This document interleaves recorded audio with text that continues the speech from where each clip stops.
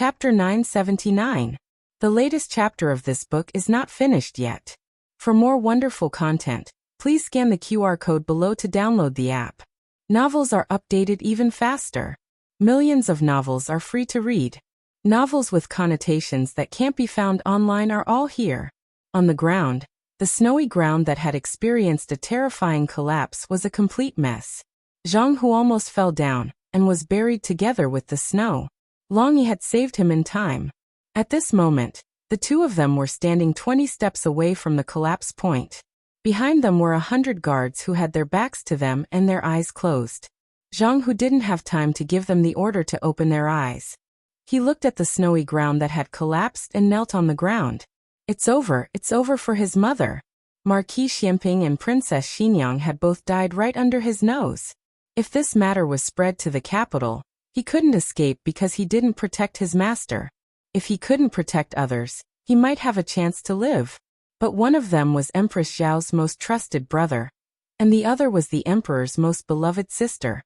Even if she wanted to find someone to vent her anger on, he and these 100 people wouldn't be enough to vent the hatred in her heart. His gaze shifted to Long Yi, who was at the side.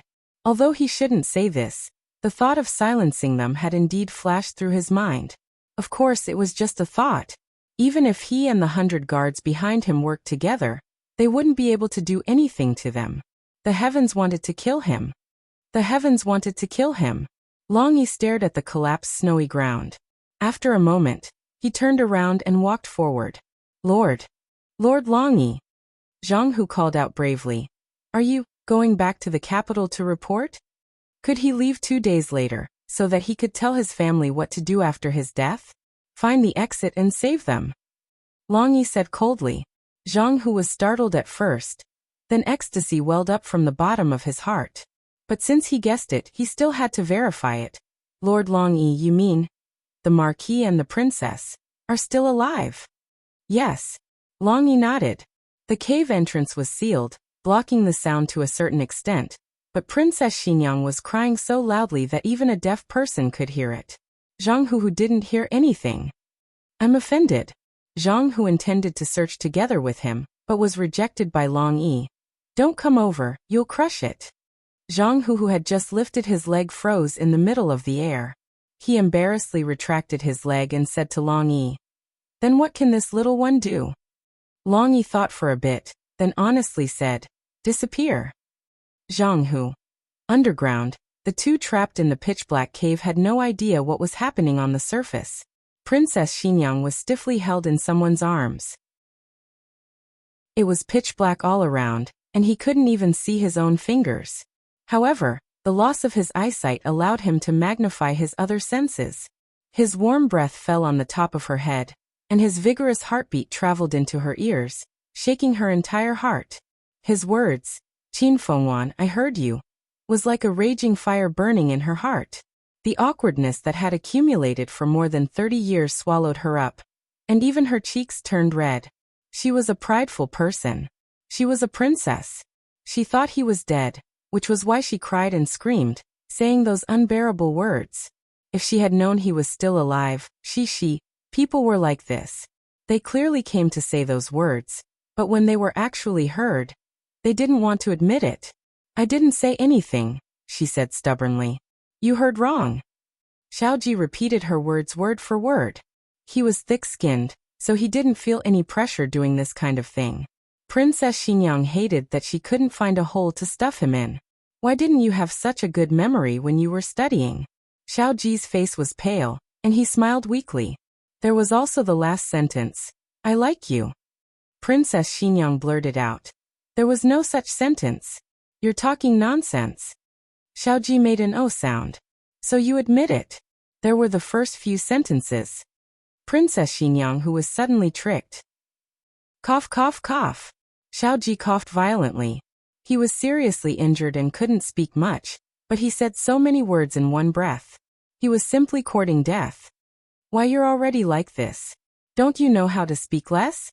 Princess Xinyang's shame turned into heartache.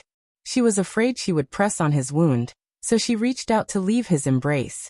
However, he tightened his grip on his fractured left arm and pulled her into his embrace. he said with an unruly expression. If I die under a peony, I'll still be a romantic ghost. Princess Xinyang, I think you're looking for a beating again. Cough, cough, cough. The injured person pretended to be pretentious for less than 3 seconds before coughing up a mouthful of blood. Princess Xinyang decisively straightened her body in his arms and groped around his chest. Finally, she found the match. During this time he made several sounds. He probably wanted to speak, but he was suppressed by his coughs. Princess Xinyang could already guess what he wanted to say. I'm already like this, yet you're still plotting against me. Qin Fengwan, you beast. Thinking about how he wanted to say it but didn't, and how he failed to tease her, Princess Xinyang wanted to laugh. But when she blew on the match and saw his injuries, she couldn't laugh at all. His injuries were too serious, much more serious than she had imagined. He had grabbed her hand in time and deliberately provoked her with his words, but in reality, he didn't want her to touch the wound on his waist. His skin and flesh had been torn open, and the wound was so deep that she could see his bones. However, this wasn't the only injury on his body. Some wounds were visible, while others were unknown. The entire area was covered in sticky blood. It wasn't an exaggeration to say that this scene was shocking. How did you get injured like this? She forced herself to calm down, but her voice still trembled uncontrollably. Xiaoji hesitated for a moment before telling the truth. They captured Xiao En and Xiao Zhe. That trap was originally prepared for the two brothers.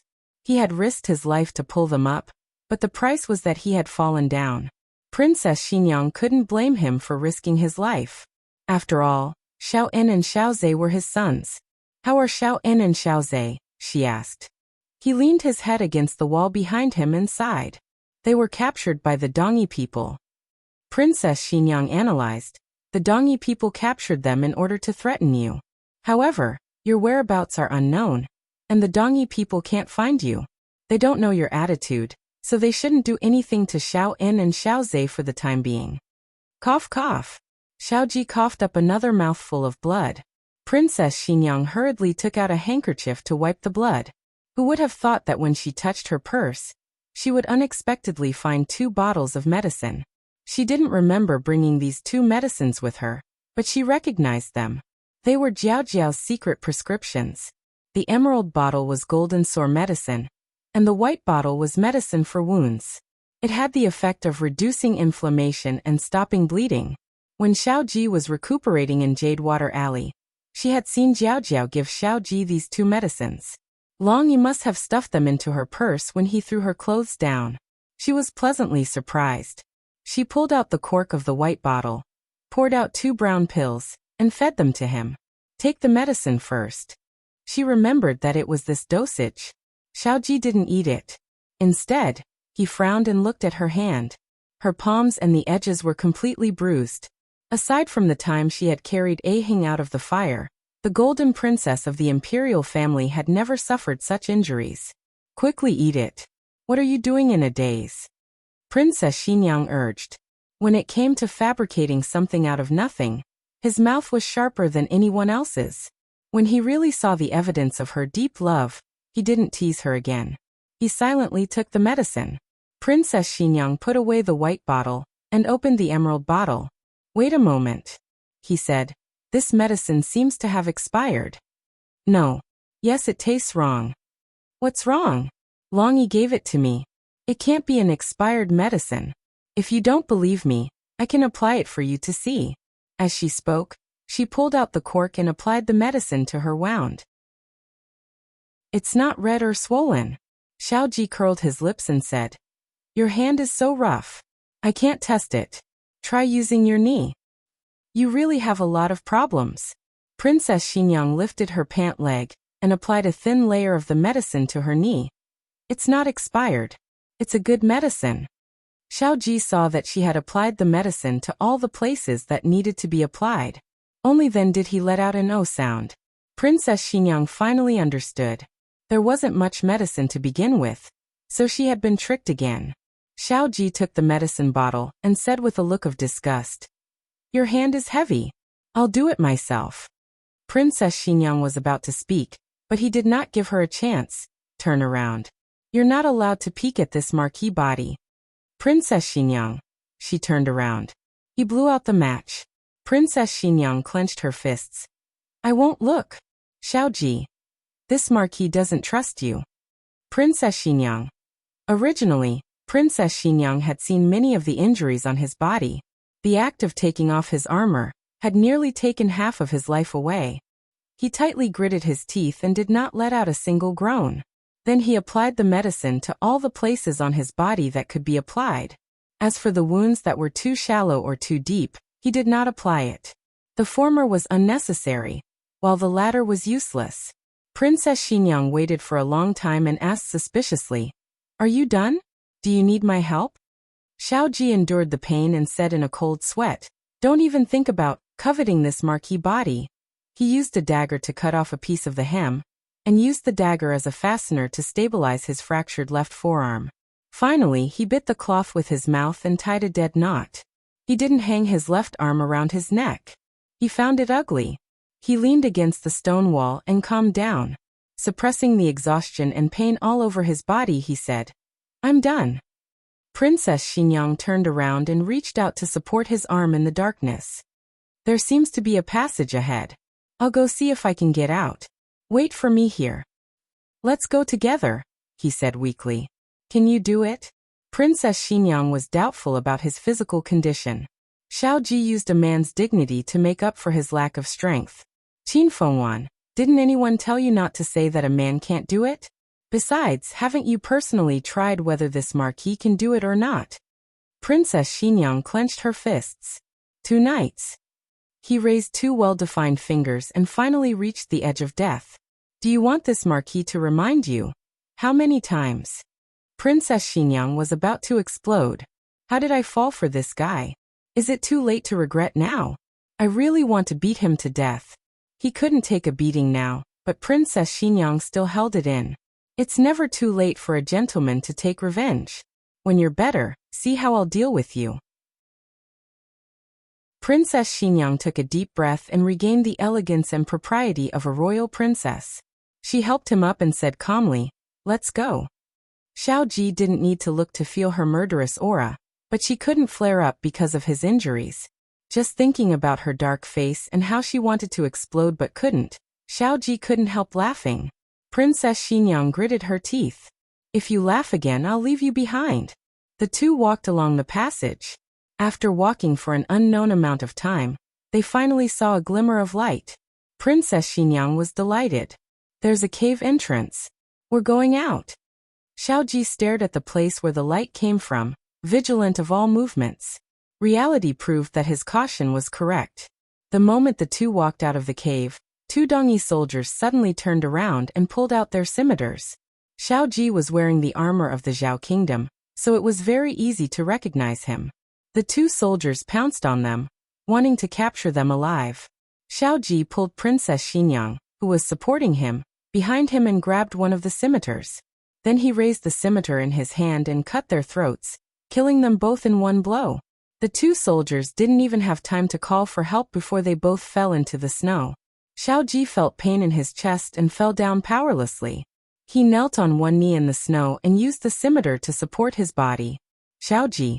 Princess Xinyang stepped forward and crouched down, looking at him worriedly. I'm fine. His vigilant gaze swept forward and he quickly said, Hurry and change into their clothes. Princess Xinyang would never wear another man's clothes, but in this life and death situation, she couldn't care less. She took off the armor and outer clothes of the 2 Dongyi soldiers. The two changed in time. Marquis Xianping buried the armor and clothes in the snow. The corpses of the 2 Dongyi soldiers were pushed into a nearby ditch and covered with snow. Princess Xinyang also helped. She raised her sleeve and was about to wipe the sweat off her forehead when she remembered that it was someone else's clothes. She immediately put her hand down. She gasped for breath and said, There's no problem now, right? As soon as she finished speaking, the two turned around and saw an old woman with a walking stick standing in the snow not far away, staring at the two of them without blinking. The latest chapter of this book is not finished. For more exciting content, please scan the QR code below to download the app. Novels are updated at a faster rate. Millions of novels are free to read. Novels with connotations that can't be found online are all available here. https://www.zhbqg.com/89642_896422826/1042722323. HTML Genius memorized this website's address in 1 second. www.zhbqg.com Bikugo mobile reading website. zhbqg.com. Chapter 980. The latest chapter of this book is not finished yet. For more exciting content, please scan the QR code below to download the app. Novels are updated faster. Millions of novels are free to read. Novels with content that can't be found online are all available here. Princess Xingyang was so shocked that she broke out in a cold sweat. The feeling of being caught red-handed after doing something bad was too scary. The old woman looked to be in her 60s or 70s. Her hair was gray, and she looked very old. Her clothes looked like those of the Dongi people, and were even patched up. She should be a villager nearby. Marquis Xianping maintained eye contact with the old woman and said to Princess Xingyang calmly, "We have entered the territory of the Dongi people. Be careful." Princess Xingyang agreed in a small voice and asked, "What do you plan to do?" Marquis Xianping said, "Act according to circumstances." If it had been a soldier, Marquis Xianping would have killed him mercilessly. But the other party was an ordinary villager. The soldiers of the Zhao kingdom did not kill the enemy's people. Marquis Xianping shielded Princess Xingyang behind him and took her hand to walk towards the old woman. "Old woman," he said calmly, "we are soldiers passing by. We are following the trail of some Zhao kingdom people. Have you seen them?" The Dongi people and the Zhao kingdom spoke the same language, but there were differences in accents. He spoke with a fluent Dongi accent, which stunned Princess Xingyang behind him. Princess Xingyang knew a little about the Yan and Liang languages, but that was in written form. She could translate an article, but if she really had to translate it, her accent would not be very accurate. Xiao Heng had a great talent for languages since childhood. Princess Xingyang thought it was due to her, but it seemed that he had inherited Xiao Ji's talent. The old woman's calm and dull eyes did not change much. She slowly replied in an old voice, "Oh, I didn't see them." "Old woman, do you live nearby? Who else is at home?" Marquis Xianping continued to ask. "No one, just me." The old woman spoke so slowly that it seemed like she was struggling to speak, and her reactions were slow. But considering her age, this was not surprising. Princess Xingyang peeked half of her head out from behind Marquis Xianping and looked at her. The Marquis of Xianping turned his head and saw the head of black hair. The corners of his lips curled up in amusement. "Old lady." He looked at the old lady again. "It's getting late. Can we rest at your house for the night?" "Okay." The old woman answered slowly. She turned around and walked away with the help of her walking stick. Princess Xingyang looked at the stooped old woman who was gradually disappearing into the distance and asked him, "Are we really going to her house?" Marquis Xianping Ho looked around. "There's nowhere else to stay here. At least we won't freeze to death if we go to her house. At the same time, I can also inquire about the Dongi soldiers." Princess Xingyang thought it made sense. Who would have thought that they would stumble into Eastern barbarians' territory? They were not familiar with the terrain, and Xiao Ji was seriously injured. Instead of running around in the ice and snow, they might as well find a place to recuperate. She thought of something and asked, "Do you think she saw what happened just now?" Xianping Ho said thoughtfully, "I'm not too sure." Princess Xingyang sighed. "Forget it, so what if he saw? Could he really do something to an old woman who doesn't even have the strength to truss a chicken? Let's follow her and keep an eye on her so that she doesn't tell on us." The two followed the old woman to a simple and crude hut. The old woman lived in a relatively remote area. 100 steps east was a sparse village. Xiao Ji saw the confusion on Princess Xingyang's face and explained in a low voice. "In Eastern barbarians, lonely old people who have no children and no husband will be moved out of the village. They are seen as the embodiment of bad luck." Princess Xingyang suddenly understood. So that's how it is. It seems that she didn't lie to us. She really is the only one in her house. The old woman was old and couldn't move around easily. She didn't have enough food, clothing, shelter, and transportation. And her house wasn't very clean. She pointed to a small house covered in dust and said to the two, "You two will stay here tonight. The food is in the kitchen." With that, she returned to her room and ignored the two strangers. Xiaoji's injuries were very serious. After entering the house, he could no longer maintain his indifference in front of others. His face was pale as he sat down on the dusty wooden platform. She had encountered a series of accidents as soon as she left the cave. It wasn't until now that she had a chance to seriously size him up. She wouldn't have known if she hadn't looked, but now that she looked, she realized that his condition was terrible. No wonder she wasn't allowed to light a fire in the cave. If she had known that his complexion was so bad, she would have left him to rest and explored the way herself. But on second thought, if she had really gone alone, she would have been caught by the Dongi soldiers at the entrance of the cave. How could he always be so considerate of her? Princess Xinyang was moved. She forgot that she had been driven mad by his words in the cave. She subconsciously raised her hand and touched his forehead. "It's so hot." Xiaoji took her hand down and held it tightly in his palm, not saying a word. The house returned to silence. Princess Xinyang felt the warmth from his palm. He held her hand tightly and didn't let go. His thumb unconsciously rubbed the back of her hand. It was like a silent comfort. Princess Xinyang tidied up the house and took out some cotton wool and a mattress from the cupboard. These two things were clean, but they were slightly damp. Princess Xinyang went to borrow a brazier from the old madam. She took a fire starter and squatted on the ground to start a fire. She gave birth for a long time, but it didn't end well. She even made herself look like a cat with a dirty face. Xiaoji sat on the stool with a pale face and looked at her with a faint smile. "Qin Fengwan, is this your first time doing this?" "So what if it is?" Princess Xinyang muttered. "I think it's very fast to start a fire in the Jiaojiao. That's how you start a fire." Xiaoji laughed. It was too painful. His wound was about to split open from laughing. He stabilized his emotions.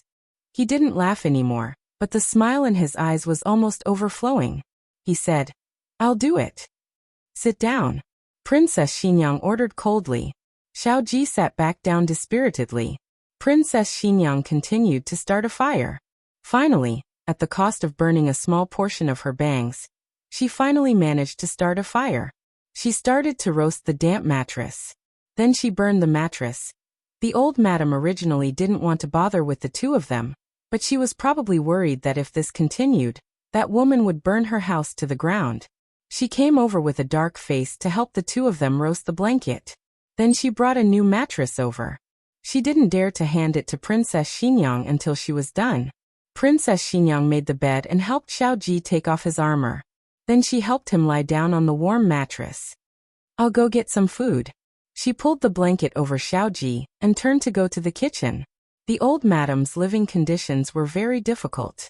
There was nothing but pickled vegetables and flatbread in the kitchen. But the flatbread was hard and couldn't be chewed at all. Princess Xinyang looked at the water in the water jar and had an idea. The old madam was making hemp rope in her room. She was old and couldn't farm or hunt, so she made a simple living by making simple handicrafts.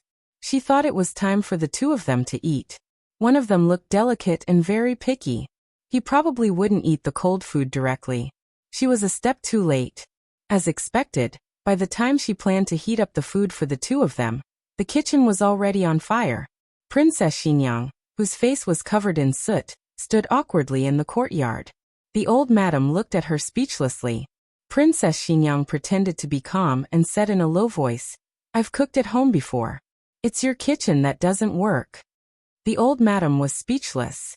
Princess Xinyang took off the gold bracelet on her wrist and gave it to the old madam as compensation. The old madam went to the cellar to get a piece of cured meat and stewed it into steamed buns for the two of them.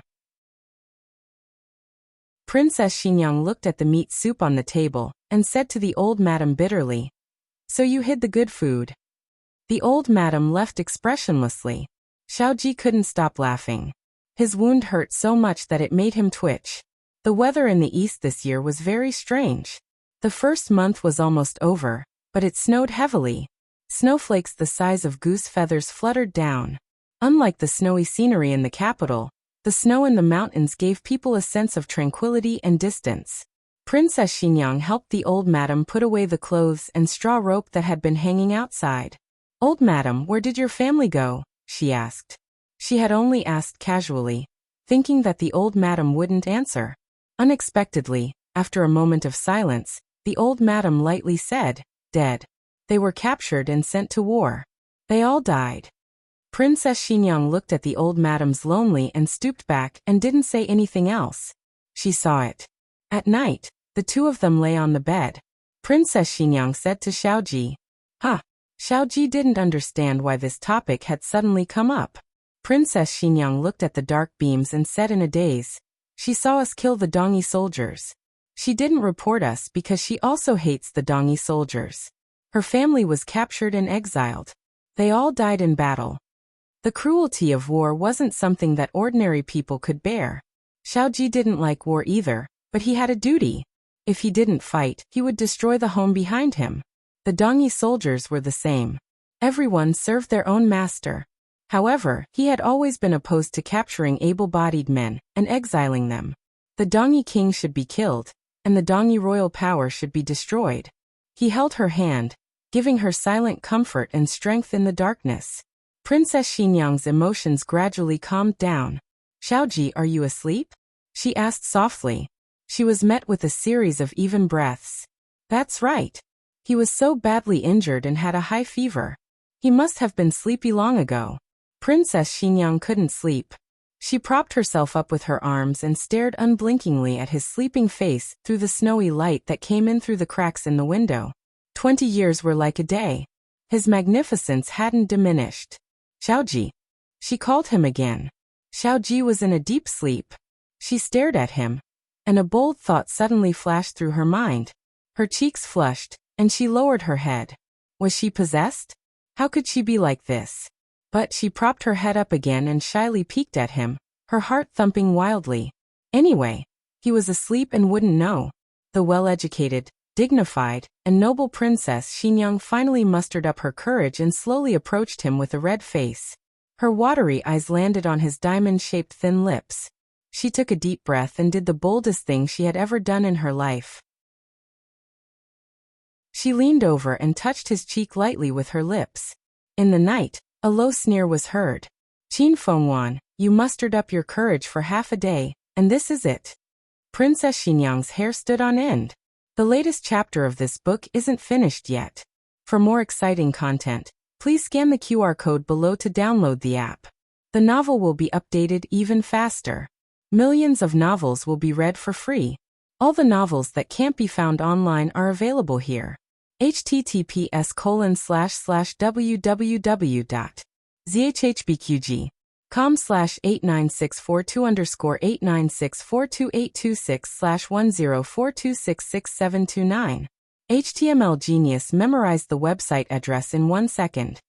www.zhbqg.com Bikuga mobile reading website. zhbqg.com. Chapter 981. The latest chapter of this book isn't finished yet. For more exciting content, please scan the QR code below to download the app. The novel will be updated even faster. Millions of novels will be read for free. All the novels that can't be found online will be available here. Is this guy pretending to be asleep? Why is he always like this? Princess Xinyang was in a bad mood. If the words she said in the cave were just unbearable words, then what she said just now was the real deal. Kissed his face. She was caught red-handed doing this. Doesn't she want face? Princess Xinyang flew into a rage out of humiliation. Her chest heaved up and down violently as she glared at him fiercely. "Why are you always like this?" "Always like what?" a certain someone asked, asking for a beating. Princess Xinyang wanted to say something but stopped, mainly because she didn't know what to say. She wasn't stupid, but every time she met Xiaoji, she would be incoherent with anger. She decided to ignore him. Otherwise, she would suffer internal injuries from anger before he recovered. Qin Fengwan. A certain someone didn't give up so easily. Although I understand that you've been drooling over me for a long time, I'm seriously injured now. If you really want me, you have to do it yourself. Princess Xinyang. Can someone give me a hammer? I want to beat him to death. She was already lying down, but she was so angry that she propped herself up with her elbow and glared at him in the hazy night. Xiaoji, don't think that I won't dare to do anything to you just because you're injured. I'm warning you, if you keep talking nonsense like this, I'll ugh. In the darkness, Xiaoji raised his injured hand. Domineeringly and gently, he clasped the back of her head and pressed her down on him. Her soft lips landed on his slightly cracked lips. She had never been so intimate with him when she was awake. Her mind went blank. The entire world seemed to quiet down, and all she could hear was her thumping heartbeat. After their lips kissed, Xiaoji didn't take the next step. He patiently waited for her to get used to it. After making sure that he didn't bring back any bad memories, he really kissed her. It was a deep and lingering kiss. Princess Xinyang was completely dumbfounded. So it can be done like this?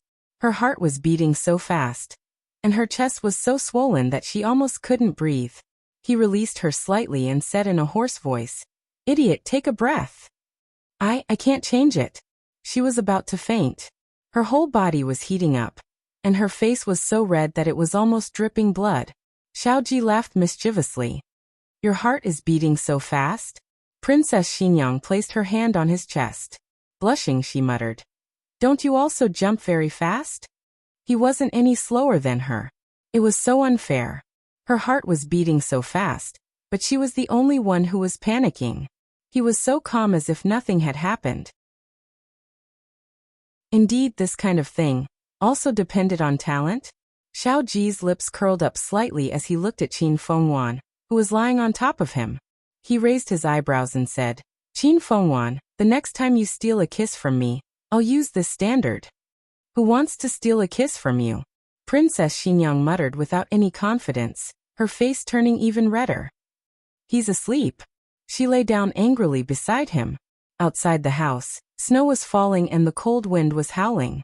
She touched her wet and soft lips, savoring his deep kiss. She actually liked it a lot. Snowflakes fluttered down for most of the night.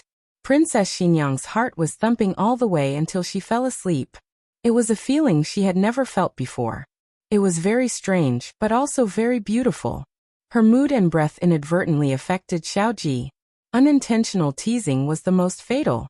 Unfortunately, Xiaoji was injured like this and couldn't do anything more excessive.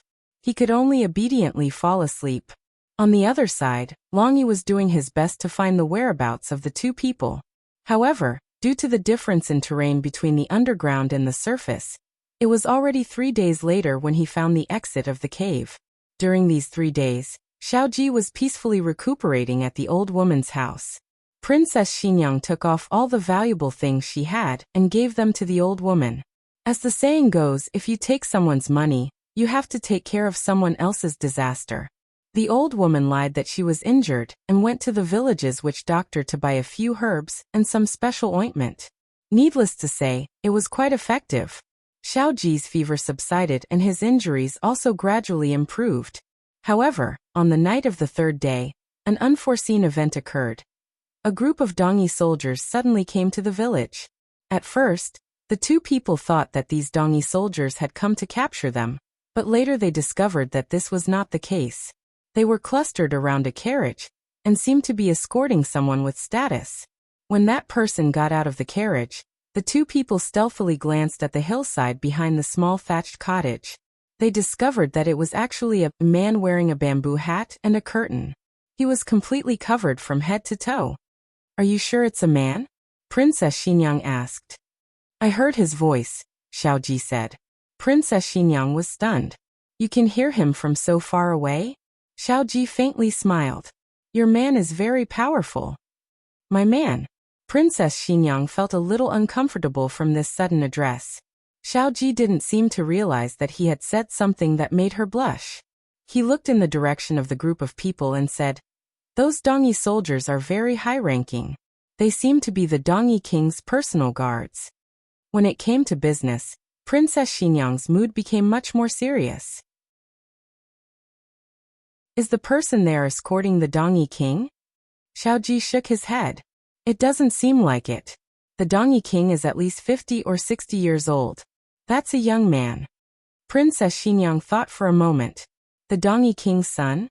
Xiaoji said seriously. We can't rule out this possibility. But why would he cover himself so tightly? The two people went to ask the old woman for information. The old woman said that she knew nothing about this. She was just an old woman in the countryside. The furthest she had been was the forest 10 miles away. The most honorable person she had seen was the village chief. After returning to the house, Princess Xinyang saw that he was deep in thought, and knew that he had a plan. She asked, "Are you planning to do something? They have a lot of people and you haven't recovered from your injuries. You are no match for them." Xiaoji said, "I won't fight them head-on." Princess Xinyang's expression changed slightly. "Are you planning to take that person's place and meet the Dongi King?" Xiaoji silently agreed. Princess Xinyang clenched her fists. "Are you crazy? You've only been recovering for 3 days.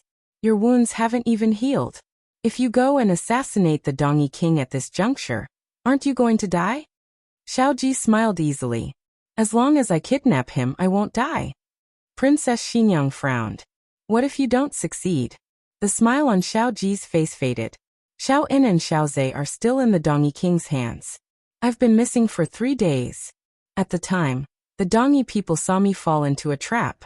I was heavily injured and had to be pulled up by Chang Jing. If I don't appear for too long, the Dongi people might think that I died from my injuries. He stopped there. How could the intelligent Princess Xinyang not understand? The Dongi King had captured Xiao In and Xiao Zhe to threaten him. If he died, Xiao In and Xiao Zhe would lose their value. They would be killed or tortured to death. She didn't try to dissuade him anymore. Instead, she made a request. "I don't object to your plan, but you have to bring me along." Xiaoji was helpless. "Qin Fengwan." Princess Xinyang interrupted him. That person had a servant beside him, and they were sitting together in the carriage. Do you think that servant is just a decoration? He must be serving him closely and taking off his bamboo hat and curtains every night. If we replace them together, nothing will go wrong. Actually, she had a deeper consideration. Marquis Xianping was a general. If he was really captured, he would rather take his 2 sons and commit suicide than fall into the hands of the Dongi people. She didn't want that to happen. "I'll be fine no matter what. I'm a princess. If they capture me, they can exchange many things with His Majesty." If she was a princess without power or influence, she might not be able to speak so boldly. Everyone knew that she was favored by the emperor, and was His Majesty's most beloved princess. Even though she herself felt that this rumor was fake, it was enough to scare others. Seeing that Xiao Ji still didn't relent, she pointed outside the door. "Are you sure you want to leave me here alone? Do you believe that the moment you leave, the old lady will sell me out?" The old woman who was sweeping the floor in the central room. What really made Xiao Ji decide to take Qin Fengwan away was what happened next. The Dongi soldiers found the corpses of the 2 Dongi soldiers killed by Xiao Ji in the ditch near the entrance of the cave. The group immediately became alert and started searching inside and outside the village. Xiao Ji hurriedly used his sword to break the bed in the old woman's room. He also hid one of the 2 cups on the table and took out a stool, making it seem like only one person had lived in the room. The old woman lived alone, so the villagers must know that this room was originally empty. Xiao Ji's actions would make them think that the old woman's bed was broken, and she had no choice but to move into this small room. Princess Xinyang sighed inwardly. He was just like this.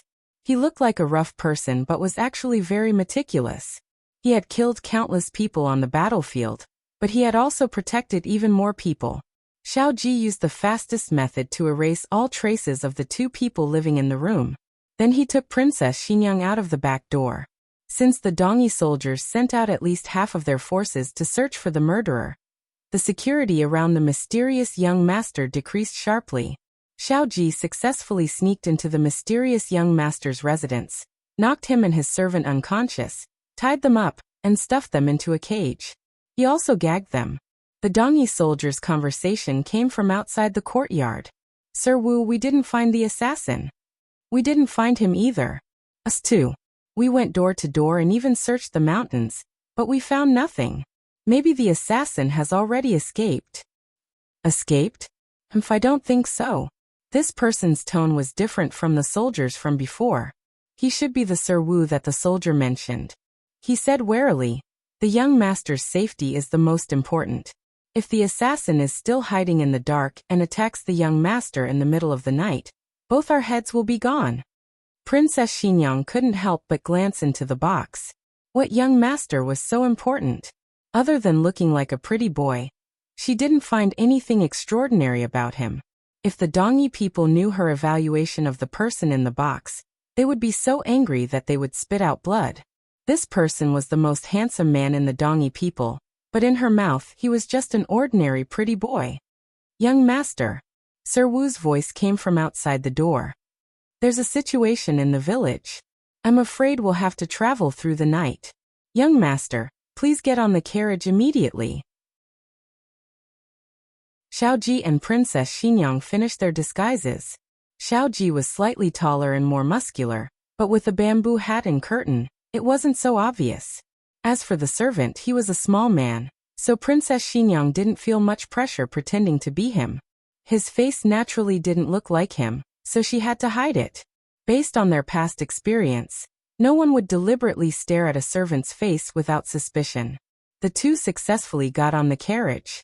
They couldn't talk in the carriage and could only write on each other's palms. Princess Xingyang.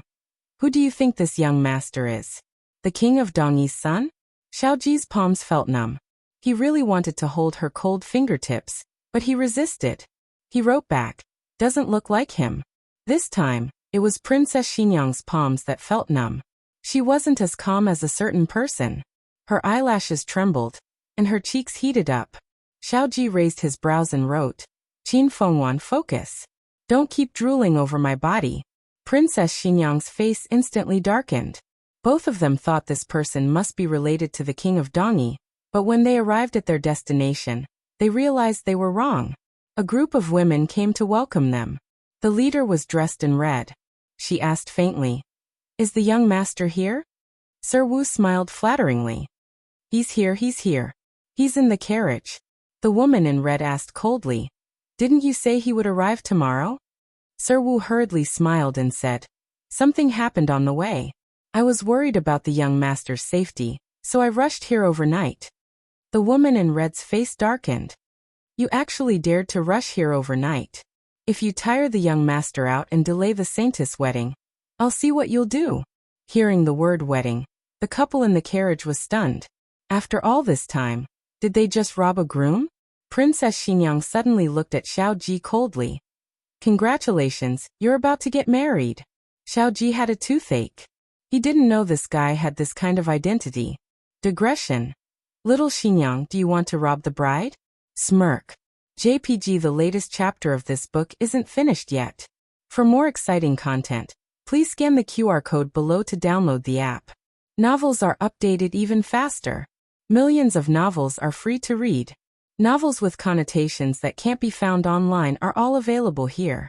https://www.zhhbqg.com/89642_8964226/1042535363.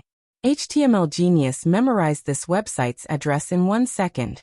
www.zhhbqg.com Bikugo mobile reading website. zhhbqg.com.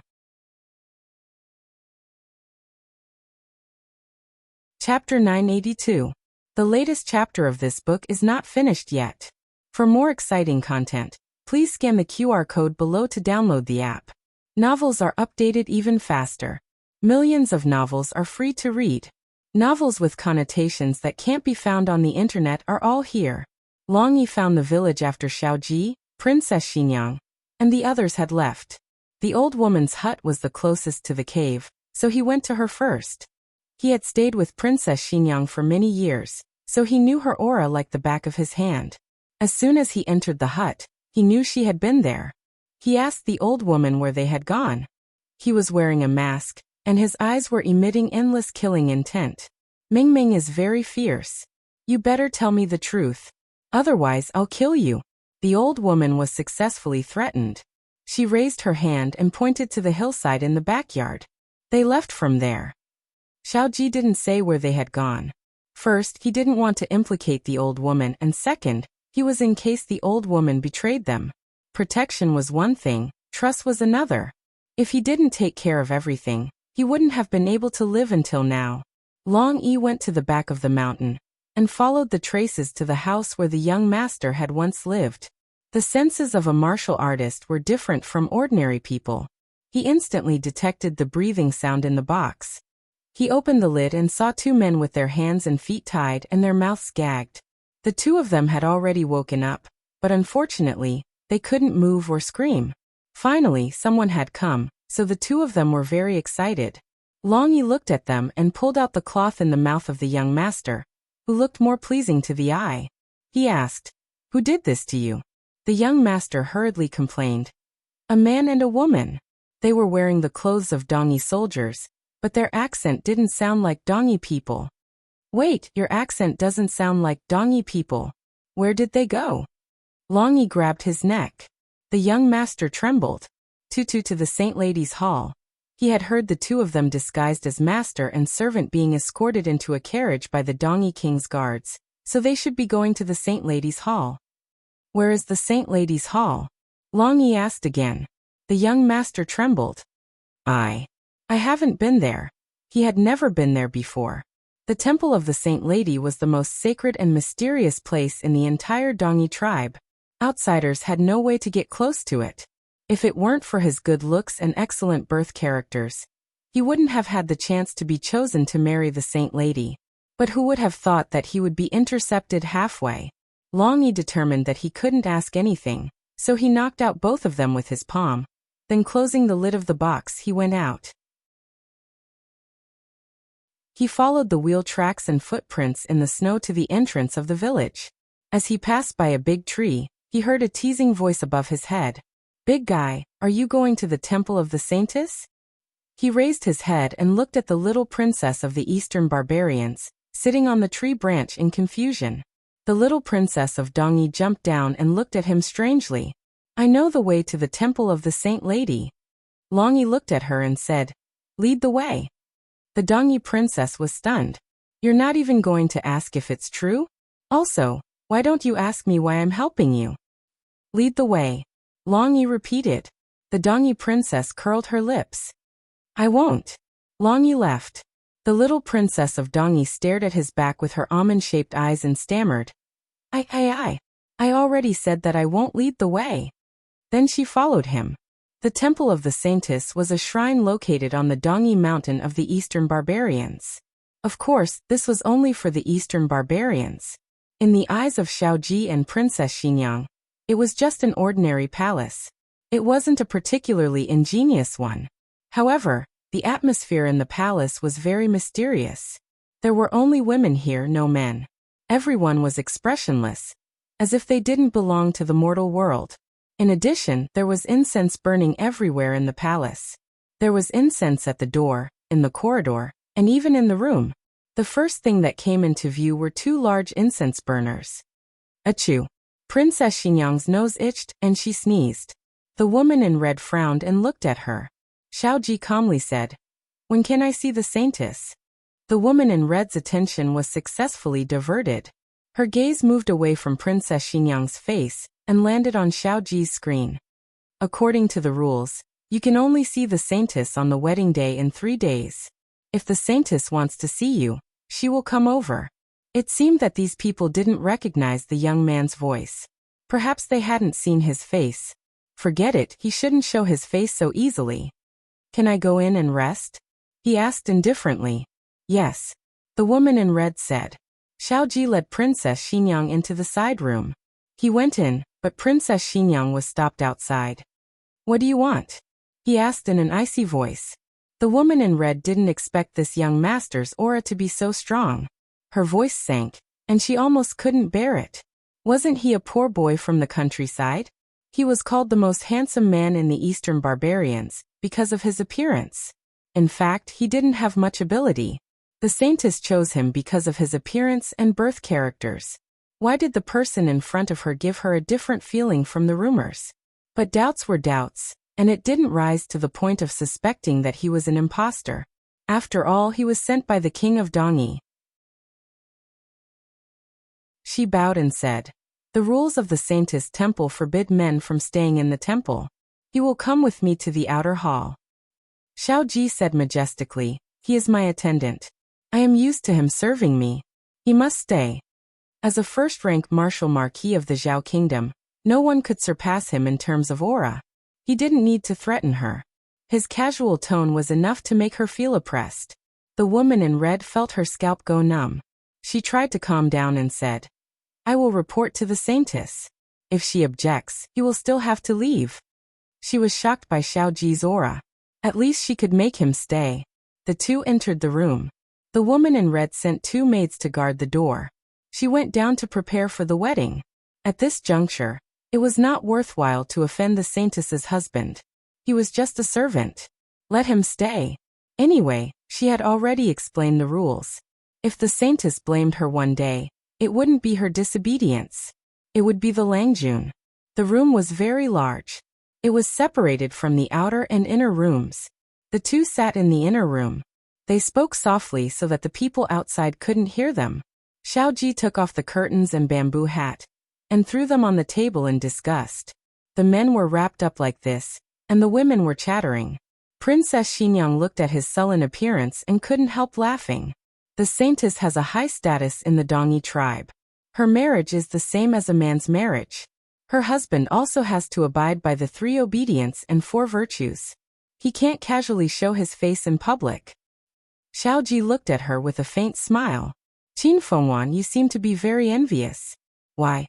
Do you want to imprison me and make me your exclusive property?" Princess Xinyang said angrily. "When did I say that?" Xiao Ji raised his eyebrows. "You just didn't say it. That means you thought it. TSK, Qin Fengwan, I didn't expect you to be this kind of person." Princess Xinyang was so angry that her face darkened again. At night, the woman in red personally delivered the wedding clothes for the Langjun to try on. "You guys go out. He'll help me change," Xiao Ji said to the people holding the clothes and hair accessories through the curtain. The woman in red ordered the servants to put the clothes on the table in the outer room. Then she left as instructed. The door was open. They couldn't leave until they knew the results of the fitting. Princess Xinyang carried the clothes into the inner room and whispered, "Do you really want to try it on?" Xiao Ji whispered, "They won't leave if I don't let them see." This was their duty. They had to ensure that every detail of the wedding was perfect. If the Longjuan's wedding clothes didn't fit, they would be blamed. Princess Xinyang understood this and didn't say anything else. She hesitated for a moment before asking him, "You?" Xiao Ji smiled and looked at her. "Of course I can't change. Can you do me a favor?" Princess Xinyang thought that it was inconvenient for him to be seriously injured, so she silently walked over and helped him untie his belt. The wounds on his body were wrapped tightly with strips of cloth, and there was a slight trace of blood. His taut muscles were well defined, and he constantly emitted a sense of strength from battle. Princess Xinyang's eyelashes trembled. She looked away and turned around to take the wedding clothes. There were 3 layers in total: underwear, and wedding gown. He opened his arms to make it easier for her to dress him. She was so close to him that she could clearly feel his unique masculine aura. It was somewhat captivating. She wrapped her hands around his back and tied his belt for him. This action made it seem like she was hugging him. Her cheek inadvertently rubbed against his firm and broad chest. He suddenly sucked in a breath of cold air. She was slightly startled and hurriedly retreated. She looked up at him in panic. "Did I hurt you? Did I touch your wound?" He took a deep breath and raised his well-defined hand to cup her cheek. His thumb lightly pressed against her soft lips. His eyes gradually darkened, and his voice became hoarse. "Qin Fengwan, do you want me to take you here?" She stared blankly at this incomparably handsome face and felt his seductive aura. Her head heated up as she asked, "Then do you want me?" Digression. Friends with monthly votes, remember to vote. The latest chapter of this book isn't finished yet. For more exciting content, Please scan the QR code below to download the app. Novels are updated faster. Millions of novels are free to read. Novels with connotations that can't be found online are all available here. https://www.zhbqg.com/89642_8964286/10424736. HTML Genius memorized this website's address in 1 second. www.zhbqg.com Bikago mobile reading website. zhbqg.com.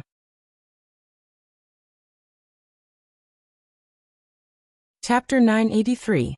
The latest chapter of this book isn't finished yet. For more exciting content, please scan the QR code below to download the app. The novel will be updated even faster. Millions of novels will be read for free. Novels with connotations that can't be found online are all available here. The moment Princess Xinyang said that, the room fell silent for a full 3 seconds. Xiaoji was quiet because he never expected Qin Fengwan to say something like that. Qin Fengwan was a snow-white rabbit that would run away with a poke. He was used to teasing Qin Fengwan, and this was the first time he saw her not playing by the rules. While his blood rushed to his head, he was also a bit confused. Princess Xinyang was quiet because she also didn't expect herself to say something like that. She regretted it right after saying it. What's going on? Am I possessed? Or is it because I've been with this guy for so long that I've become stained by his company? She finally knew how to be embarrassed. Seeing that she was embarrassed, Xiaoji felt better. Otherwise, words spoken were like spilled water. If they didn't fight for 300 rounds tonight, it wouldn't end well. But if that really happened, wouldn't she be scared out of her wits? Not to mention that he might not even be able to see the sun tomorrow? You'll give it to me just because I want it. Qin Fengwan, when did you become so obedient? He couldn't take her body, but he had to take advantage of her with his mouth. Without waiting for Princess Xinyang to speak, he continued, "But how can there be such a cheap thing in this world? Do I have to give it to you just because you want it? I won't. You can't give it to me, right? You're already injured like this. Which part of your body can still move?" Princess Xinyang knew that he was taking advantage of her thin skin to take advantage of her again and again. She should just push him down and tell him to stop talking nonsense. If he's a man, he should be serious. But on second thought, she really couldn't do such a thing. She was angry at herself and at him. Her face darkened, and she glared at him before suddenly tightening her belt. Xiaoji was caught off guard and sucked in a cold breath. This time it really hurt. Outside, the woman in red who hadn't seen Xiaoji for a long time spoke up. "Langjun, is there a problem with your clothes? Do you want us to come in and serve you?" Langjun. Hearing this, Princess Xinyang's face darkened even more. Xiaoji looked at her playfully and said smugly, "Qin Fengwan, you're jealous of this too? In the Dongyi tribe, Langjun is just a title for a married man. It doesn't have any ambiguous meaning." "Langjun, I'm coming in," the woman in red said. Princess Xinyang quickly adjusted her expression and silently retreated to the side. Xiaoji put on her veil and turned around, blocking her from view. She hooked her finger under the cover of her wide sleeves. Princess Xinyang's fingertips went numb, as if electricity had passed through them. She quickly hid her fingers behind her back. Under the veil, Xiaoji's lips curled.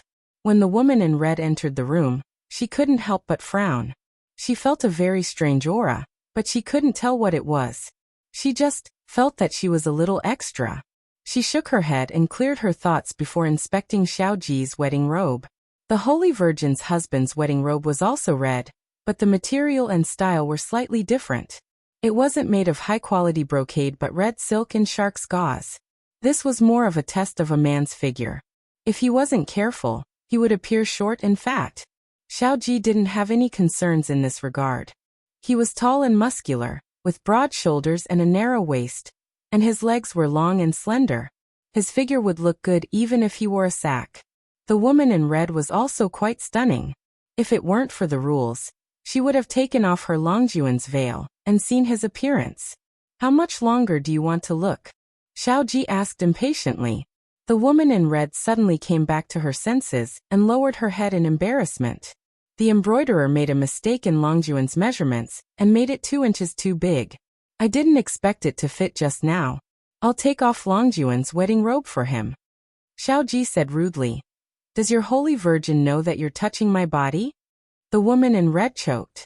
It's our duty to serve you, but after hearing what you said, she suddenly didn't dare to do it. Xiaoji said indifferently, Go out. My people will bring you the wedding robe in a while. The woman in red answered and turned to leave. She muttered inwardly. Her Langjun was of low birth, so she didn't take him seriously. However, his aura was too strong. After taking back the wedding robe, she carried it to the Holy Virgin's inner hall. The Holy Virgin meditated and prayed for Dongyi every day, and today was no exception. The woman in red didn't dare to disturb her, and waited for 2 hours until the Holy Virgin came out of the prayer hall. The pure Holy Virgin was dressed in white and had a slender waist. She wore a white veil on her face, revealing only a pair of arrogant and cold eyes.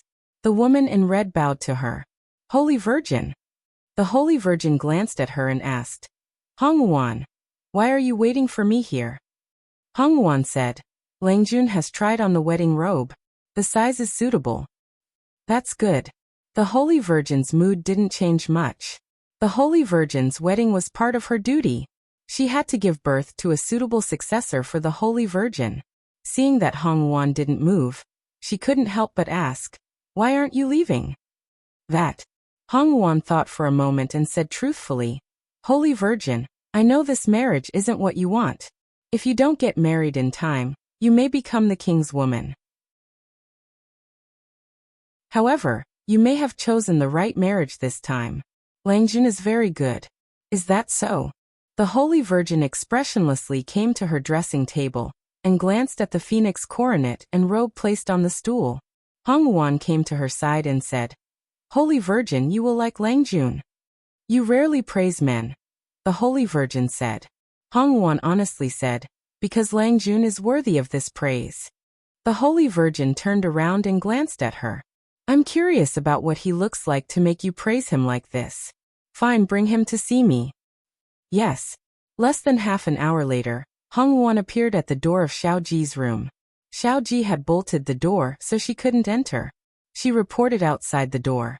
Princess Xinyang frowned and whispered, It's so late. Why did the Holy Virgin summon you? Could she have discovered something? Xiaoji thought about it carefully. He did not think that there was anything wrong with him. If there was something wrong with him, it would be that he was covered in wounds and had the smell of gold medicine and blood. However, the Holy Virgin's hall was filled with incense, and the rich fragrance had long covered his smell. Xiaoji said indifferently, It's nothing.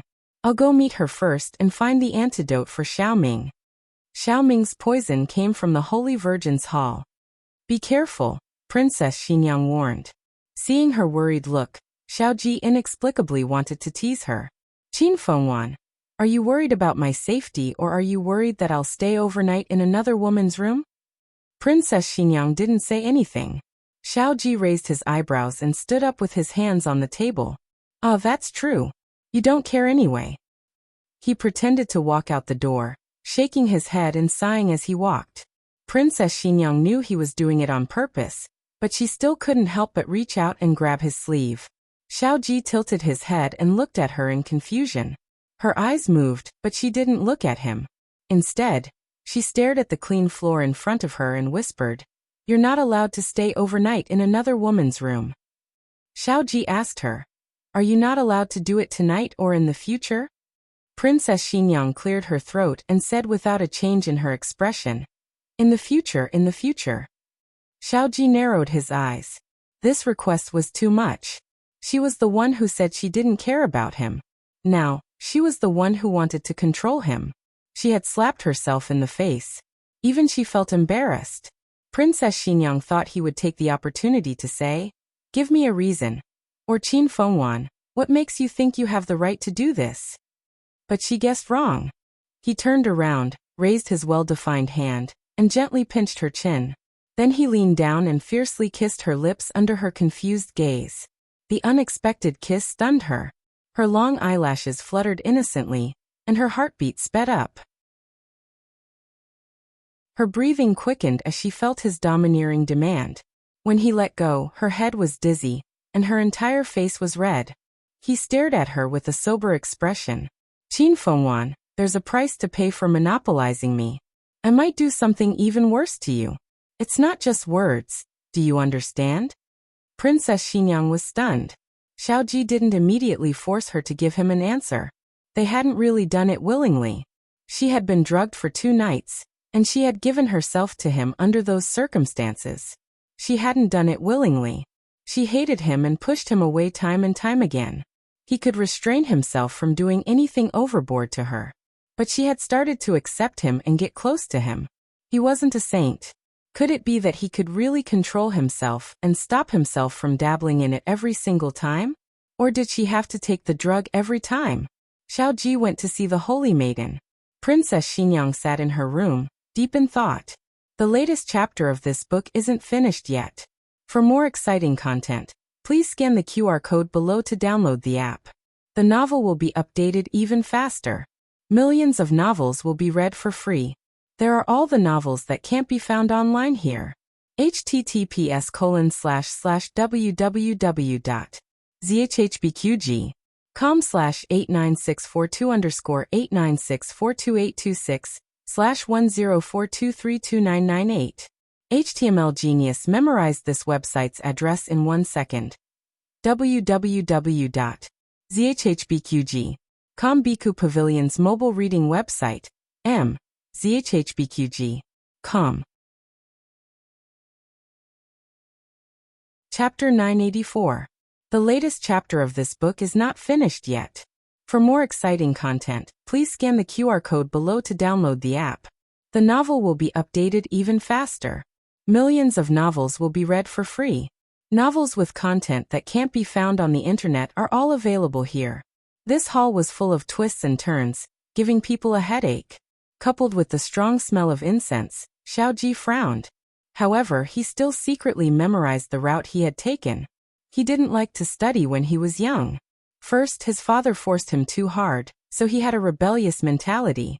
Second, his eyes and head hurt when he saw those densely packed words. Then he plunged into the military camp and never went to study again. He wasn't stupid. As long as he didn't study, he basically had a photographic memory and could remember most of the things he heard. This gave him a great advantage on the battlefield. But no matter how many battles he won, it couldn't change the fact that he was a rough person.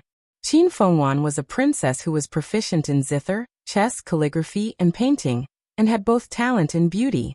At that time, he selfishly felt that he couldn't match up to her because he didn't know many words. Now he knew a lot of words, directly or indirectly influenced by Qin Fengwan.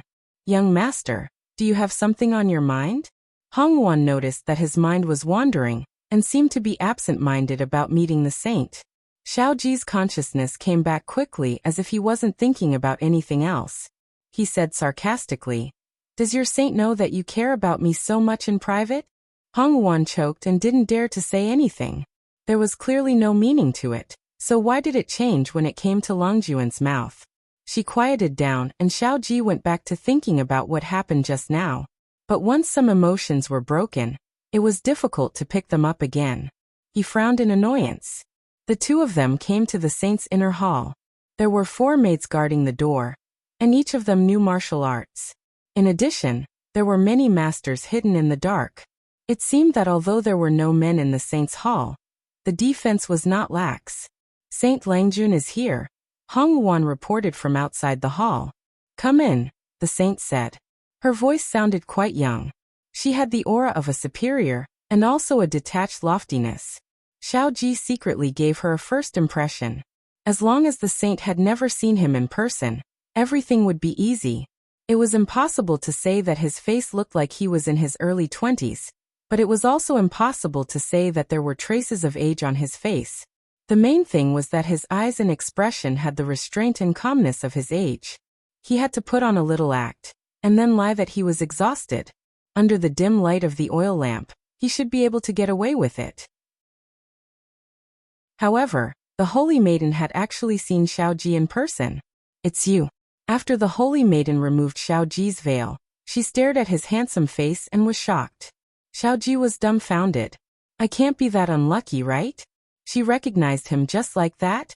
The saintess turned around and pulled out a long sword from the shelf. She placed the gleaming blade on Xiaoji's neck. Xiaoji looked at the sharp blade out of the corner of his eye, then looked at the veiled saintess and asked, "Do we know each other?" The saintess was also wearing a veil. She did not take off her veil, but said coldly, "You don't know me, but I know you. When you were fighting with the Dongyi army, I analyzed your strategy on the chariot." Xiaoji suddenly realized, you are the military advisor behind the Dongyi king. The Dongyi king did not have many soldiers, but he could repeatedly defeat the soldiers at the border. The main reason was that he had a very powerful military advisor. He did not expect that the military advisor would be the saintess of the Saint Lady Temple. The saintess said angrily, "All the warriors of the Dongyi tribe have been killed by you, Marquis Xianping, Xiaoji. I was worried that I would not be able to find you, but you came to me on your own accord." She was very angry, but Marquis Xianping did not feel any substantial murderous intent from her. She did not want to kill him. Why? Xiaoji's judgment of the enemy was very accurate. On the battlefield, any wrong judgment could lead to a large number of casualties. Of course, this ability was not without mistakes. He had paid a huge price for it. Xiaoji looked at her deeply and sat down on the chair. She frowned and did not cut him with her sword. Instead, she continued to hold the sword against his neck. Xiaoji confirmed his guess. She really did not want to kill him. This was not a good sign. He and she were mortal enemies. Even so, she still did not want to kill him. Was she going to capture him and take him to the Dongyi king? Wouldn't it be better to take his head? Things were not good. "What did you do to that person?" the saintess asked. Xiaoji said casually, "Nothing. He is alive. I will send him back to you later." "Come," the saintess suddenly ordered. Two black shadows flashed out from behind the screen. Both of them were women, but they were very skilled. The two of them saluted. "Saintess," the saintess said mercilessly, "kill him." "Yes." The two of them answered and left. Xiaoji was stunned for 3 seconds. The person the saintess wanted to kill was the young man he had robbed? Things are not going in the right direction. Xiaoji had an ominous feeling in his heart. The saintess flicked her sword and cut open his clothes, revealing the gauze wrapped around his body. She raised her eyebrows slightly. "I see. I was wondering how you could be safe after falling into my trap. You sneaked into the saintess temple for your brother's antidote and your 2 bastard sons, right? I have to disappoint you. The antidote is in my hands, but your sons are in the dungeon of the Dongyi king. But as long as you listen to me, I can return your sons to you." Xiaoji looked at her indifferently. "Listen to what?" The saintess sheathed her sword and neatly put it back into the scabbard. "Marry me and be my husband." Xiaoji didn't know what to say. Xiaoji looked at her and pointed to his head. "Is there something wrong with your head? I killed so many Dongyi people, and you still want to marry me? Aren't you afraid of betraying Dongyi?" The saintess raised her chin and said, "If you surrender to me, you will be a warrior of Dongyi in the future. You will kill more soldiers of the Zhao kingdom for Dongyi to atone for your crimes." This was the funniest joke Xiaoji had ever heard. He sneered. "What if I don't agree? Are you going to kill me, or are you going to kill my brother and son?" The saintess looked at him calmly. "No, I will kill the servant who came with you." Xiaoji's smile froze on his face. He lowered his eyes and smiled. He looked at her coldly and said, "This kind of thing has to be consensual, right?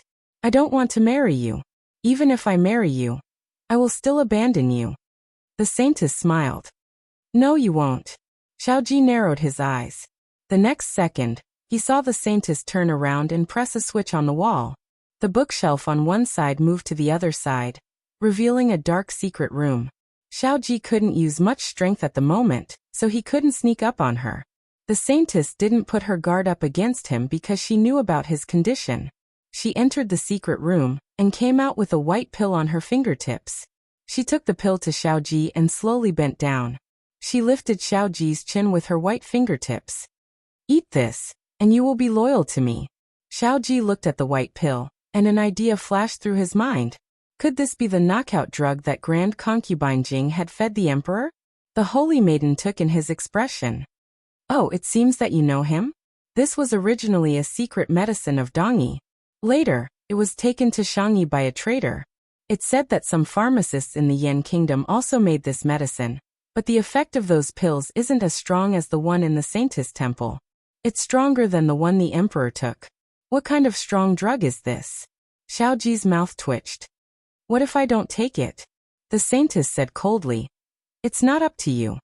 Xiaoji vaguely remembered that after taking this drug, he would have a good impression of whoever he saw. At that time, he would close his eyes and refuse to open them. His mind was full of Qin Fengwan. If she had the ability, she would cut off his eyelids. As soon as he swallowed the pill, its effects were indeed strong. In just a few breaths of time, he felt drowsy. I can't open my eyes. I can't open my eyes. He tried hard to recall Qin Fengwan's face in his mind, trying to squeeze the image of the Saintess out of his mind. Bang! Something seemed to have fallen. His consciousness began to blur, and the faces of the Saintess and Qin Fengwan flashed back and forth in his mind. After all, the last person he saw today was the Saintess. It was really not easy to completely remove her from his mind. Fortunately, he had willpower that ordinary people could not imagine. After spending a lot of effort, Qin Fengwan's face finally covered the Saintess' face little by little. At this moment, he vaguely felt that he heard a familiar voice. Hey, big guy. What's wrong with him? Then, in the next second, his eyelids were opened by Long Yi's hand. Long Yi's pair of index fingers and thumbs held his eyes wide open. Long Yi also opened his eyes wide and looked at him without blinking. Hello. Marquis Xianping's last trace of spirit power was used up. Before fainting, he looked at Long Mingming's face and gritted his teeth. F***CK. Digression. Long Mingming bowed and begged for monthly votes. The latest chapter of this book is not finished. For more wonderful content, please scan the QR code below to download the app. The novel will be updated even faster. Millions of novels will be read for free. There are novels with connotations that can't be found on the internet here. https://www.zhhbqg.com/89642_8964226/1042277765. HTML. This genius will remember the address of this website in 1 second. www.zhhbqg.com Biku Pavilion Mobile Reading Website. zhhbqg.com. Chapter 985. The latest chapter of this book is not finished yet. For more wonderful content, please scan the QR code below to download the app. Novels are updated even faster. Millions of novels are free to read. Novels with connotations that can't be found online are all available here. The Saintess had calculated everything, but unexpectedly, Long Yi had appeared out of nowhere and made a ready-made wedding dress for her. Since this medicine originated from the Eastern barbarians, the Eastern barbarians' medicine was naturally more effective. After Xiaoji fainted, he began to dream. In his dream, it was his last fleeting glimpse. Handsome Long Yi, cute Long Yi, super fierce Long Yi, in short, Long Yi was everywhere. This was the effect of the medicine, and no one could resist it. When he woke up, Long Yi's image was deeply implanted in his mind and couldn't be erased. You're awake? Princess Xinyang's voice sounded beside him. He opened his eyes and found that he was still in the Saintess' inner hall. He was lying on a small bamboo bed covered with tiger skin, and covered with a thick layer of skin. There was a charcoal fire in the hall, so it wasn't cold. He looked at Qin Fengwan and then looked around. He swore that his gaze had only inadvertently swept across the Saintess' bed. Princess Xinyang chuckled. You still want to sleep in that woman's bed? Xiaoji, who was inexplicably scolded. What's this situation? Where's Long Yi? He asked subconsciously. After asking, he realized that something was wrong. How could he ask Long Yi first? If he wanted to ask, he should ask Qin Fengwan why she was here. Although the answer was definitely Long Yi, Princess Xinyang didn't notice anything wrong for the time being. She just thought that he had seen Long Yi before he fainted, and when he woke up and found that Long Yi wasn't there, he should ask. she said. Long Yi and Zhen went to find the antidote for Xiaoming. I heard from Zhen that it was very dangerous just now. The scientists seem to want to harm you. Fortunately, they arrived in time. Xiao Ji wanted to ask why Long Yi didn't wait for him, but he held back. What the hell was going on? If he continued to ask, how would Qin Fengwan see him? He suppressed his concern for Long Yi and asked her, Long Yi, did you come here? Fine, every sentence about Long Yi. Princess Xinyang was still as innocent as ever. Yes, I didn't alarm anyone. They thought the saint had asked you to stay the night, so they didn't dare to ask. Saintess was knocked unconscious by Long Yi, and is still unconscious in the secret room. She explained very carefully, probably because she saw that he was injured, and wanted to save him some energy to ask questions. Thinking of something, Princess Xinyang took out a bottle of medicine from her wide sleeve and said to him, By the way, this is the medicine that Zhen found in the Saint Lady Temple. Try it. She knows about this? Xiao Ji had never heard Zhen mention this before. Princess Xinyang had chatted with Zhen for a while.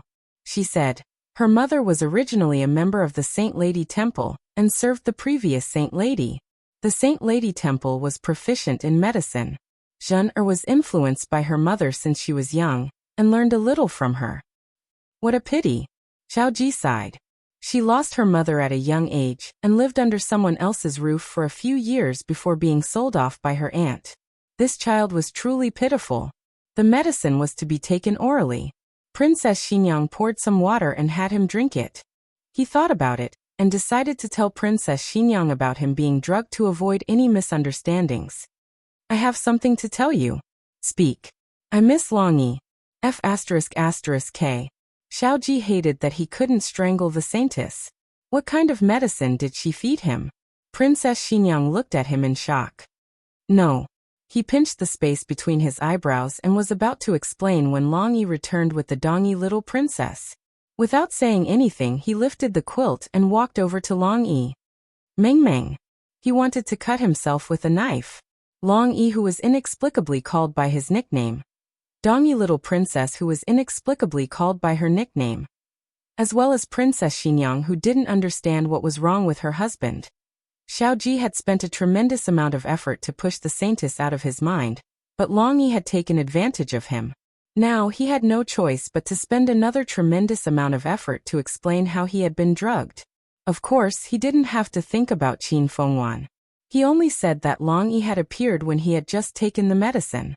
Dongyi little princess suddenly understood. Oh, so you fainted because of this. You're finished. You've been drugged by our Dongyi's most powerful medicine. You're dead meat. Princess Xinyang's face paled. Isn't there an antidote for this medicine? She remembered that there was some white medicine and black medicine. Dongyi little princess shook her head. There is no antidote. You must have remembered wrongly. Although there are disgusting medicines with opposite effects, if used as an antidote, they can cause confusion. In serious cases, they can even turn people into fools. Princess Xinyang thought of the emperor. He had been drugged by 2 different kinds of medicine at the hands of concubine Jing. It was really difficult for him not to become a complete fool. Dongyi little princess continued. Moreover, the effect of our medicine is much stronger. I advise you not to do this. Princess Xinyang frowned. Is there no other way? Thinking of her husband sticking to Long Yi day and night from now on, she couldn't tolerate it. We can only wait for the medicine's effect to wear off. Dongyi little princess put her elbows on the table and supported her little cheeks with her hands. Princess Xinyang hurriedly asked, how long will the medicine's effect last? Dongyi little princess thought seriously. It varies from person to person. Marquis only ate 1, right? At least 10 days to half a month, at most a month. Princess Xinyang murmured, so long, Dongyi little princess said. If we don't let Marquis see Long Yi, the medicine's effect will weaken and disappear faster. So it's like this. Princess Xinyang made up her mind to keep an eye on Xiao Ji from now on. Who would have thought that when she turned her head, Xiao Ji was no longer in the room? Her heart skipped a beat, and she hurriedly got up and went to the backyard. In the empty courtyard, Two big men were squatting on the ground and digging snow. The scene was intimate and harmonious. Long Yi made an ugly snowman, and Xiao Ji praised with stars in his eyes. Ming Ming is awesome. Princess Xinyang suddenly felt green above her head. Quickly let them separate. Otherwise, Marquis's condition will worsen. Dongyi little princess sincerely suggested.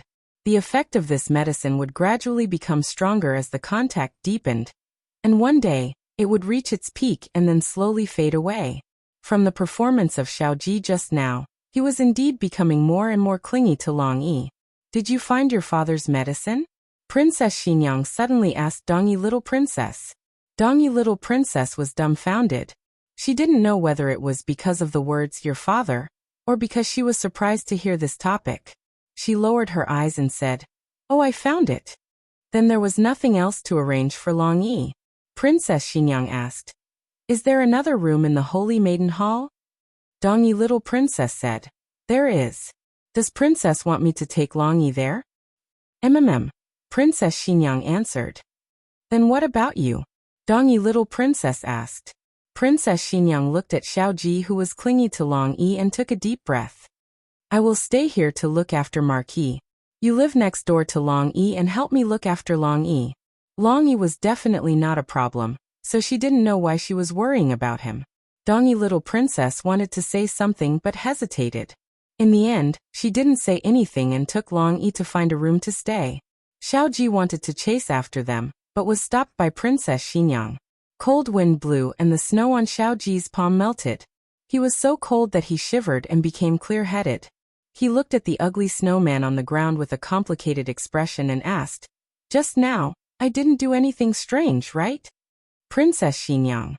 Because she knew it was the effect of the medicine, Princess Xinyang didn't really get angry with him and took him back to the inner hall. During this time, the red-robed woman came and asked Holy Maiden if she needed anything. Xiao Ji said to her from the other side of the door, "No need, everyone is dismissed tonight. I will wait upon Holy Maiden and help her rest." Princess Xinyang put on Holy Maiden's clothes and combed Holy Maiden's hair, casting a shadow on the window paper. The red-robed woman didn't suspect anything and respectfully dismissed the guards. As for the hidden experts, Long Yi had already quietly dealt with them. When Long Yi wasn't around, Xiao Ji was still relatively clear-headed. Late at night, it was time to go to bed. Princess Xinyang changed the soft blanket on the bed and lay down together with him. "Just now I really didn't do anything, right?" he asked. "No," Princess Xinyang said without changing her expression. At this crucial moment, it was best not to mention Long Yi's name. "Did you get the antidote for Xiaoming?" he asked again. "Got it," Princess Xinyang said. Xiao Ji felt relieved. "That's good. Xiaoming has been poisoned for too long. If we delay any longer, I'm afraid his life will be in danger," he said and paused. "Then, we only have to save Xiao En and Xiao Zhe." "What do you plan to do?" Princess Xinyang asked. Xiao Ji analyzed. "We can directly kill our way into the king of Dongyi's dungeon and save them. This method is too risky. Long Yi alone won't have enough manpower. Even if I go with serious injuries, I won't be able to help." It was rare for Princess Xinyang to not choke. "Now you know your limits. How could you be so confident when you were talking nonsense to me?" Xiao Ji continued. "Or we can use the Holy Maiden to exchange for Xiao En and Xiao Zhe. But this is also risky. If the king of Dongyi refuses to exchange, the army will break through and we will all die here. With Long Yi's martial arts, he could definitely break through, but it would be difficult to bring others with him." Princess Xinyang frowned. "This won't work. That won't work. There's a third method." Xiao Ji paused again, this time for a long time. "The wedding will continue. The king of Dongyi will come to attend the Holy Maiden's wedding. Long Yi will take this opportunity to kidnap the king of Dongyi." Princess Xinyang's mood was really agitated. She leaned over, straightened her body with her fingers, and looked at him. "You really want to marry the Holy Maiden?" Thinking of the scene of him going through the wedding ceremony with another woman, she felt uncomfortable all over. And she won't cooperate," she said angrily. Xiao Ji said, "Yes, what you said is not without reason. She won't cooperate obediently. Unless I give her the same drug, so that she will. In your dreams. Princess Xinyang looked at him coldly and rejected this suggestion. Xiaoji sighed helplessly. But other than the wedding, there's no better way to lure the king of Dongyi here. Princess Xinyang turned her back. She slept outside. First, it was convenient for her to take care of Xiaoji at night. Second, it was to prevent Xiaoji from looking for Long Yi in the middle of the night. She faced the table in the inner hall, and on the table was the holy maiden's wedding dress. For some reason, she thought of the wedding many years ago, which she had been unwilling to do. She had also put on the wedding dress, but with the mission of watching him and being ready to kill him at any time. She still remembered that when she got off the sedan chair, the red silk was a step too late, and he offered his hand to her. She didn't take it, and waited until the servants brought the red silk. Afterwards, Yujin told her that her etiquette during the wedding ceremony was very lacking, and Xiaoji was very sincere. He bowed more than she did every time. The guests laughed that he would not be able to control his wife in the future. The young Xiaoji only laughed, not angry. But that pure and beautiful young man was killed by her on their wedding night. She lowered her eyes and said in a low voice, "All right then, you can marry the holy maiden. After she wakes up, I will give her the drug and make her listen to me. She will marry you smoothly." Xiaoji frowned. Wait, this was not what he had expected. Shouldn't you be jealous of me marrying another woman, so you want to do it yourself? Xiaoji was unhappy. He endured the pain all over his body and sat up. Princess Xinyang turned around and looked at him vigilantly. "What are you doing?" Xiaoji said indifferently, "I'm going to find Long Yi. Is the drug taking effect again?" Princess Xinyang frowned and said coldly, "You're not allowed to go. Lie down." Xiaoji curled his lips and lay down sullenly. Princess Xinyang was still not at ease, so she found a silk ribbon and tied it around their wrists. This time he couldn't go find Long Yi. Xiaoji chuckled. "Qin Fengwan, although I'm injured, I can still untie a mere silk ribbon." Princess Xinyang thought for a moment, then tied his other hand to the head of the bed. Xiaoji. Xiaoji looked up at the sky. "Long Yi, Long Yi." Princess Xinyang couldn't bear it anymore and said, "Shut up. I can't. My head is full of Long Yi." Xiaoji threw the blame to her. "It's the drug's effect." Princess Xinyang clenched her fists so tightly that cracking sounds could be heard. Xiaoji continued to ask for a beating. "If you don't want me to talk about Long Yi, that's fine. Distract me." "How?" Princess Xinyang asked. Xiaoji said very shamelessly, "You kiss me." Digression. It's the end of the month, it's time to clear the tickets. The latest chapter of this book is not finished yet. For more wonderful content, please scan the QR code below to download the app. Novels are updated even faster. Millions of novels are free to read. Novels with connotations that can't be found on the internet are all available here. https://www.zhhbqg.com/89642_8964286/10421359. HTML Genius remembered this site's address in 1 second. www.zhhbqg.com Bikuj mobile reading website. zhhbqg.com.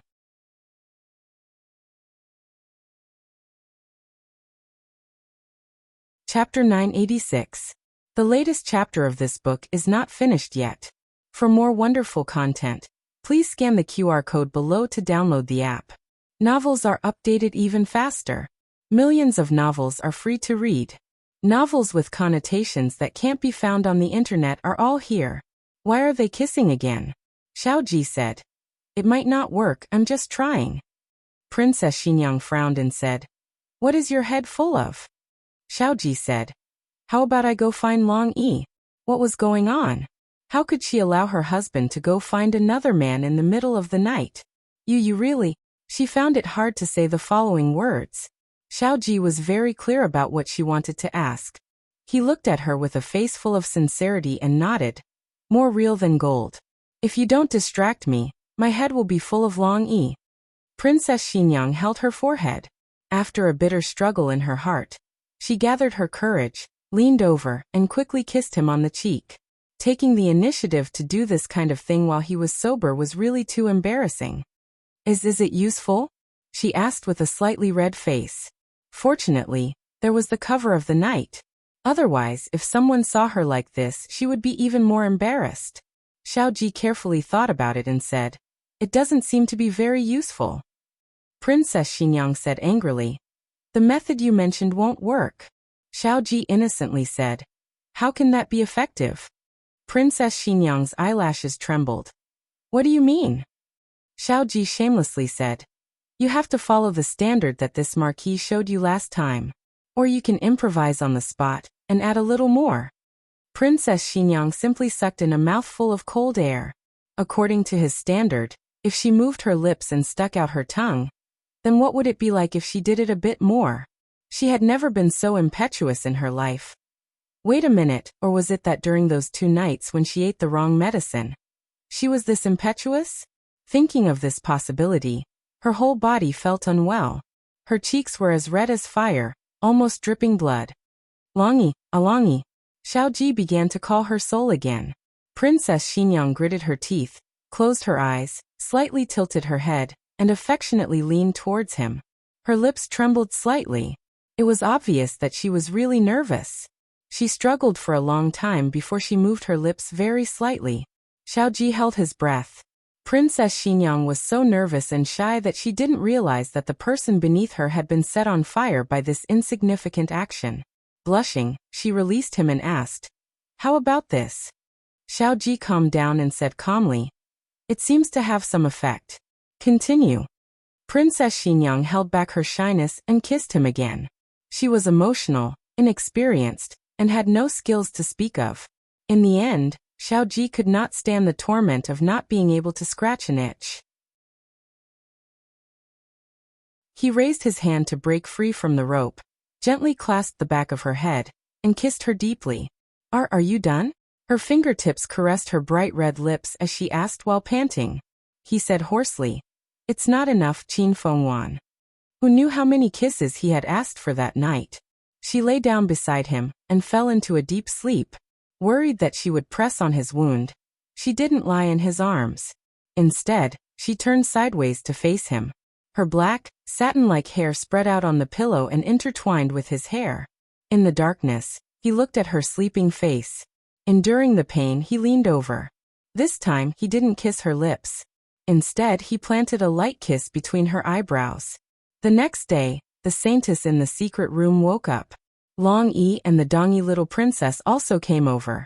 Long Yi hit her mute acupoint, making her unable to speak.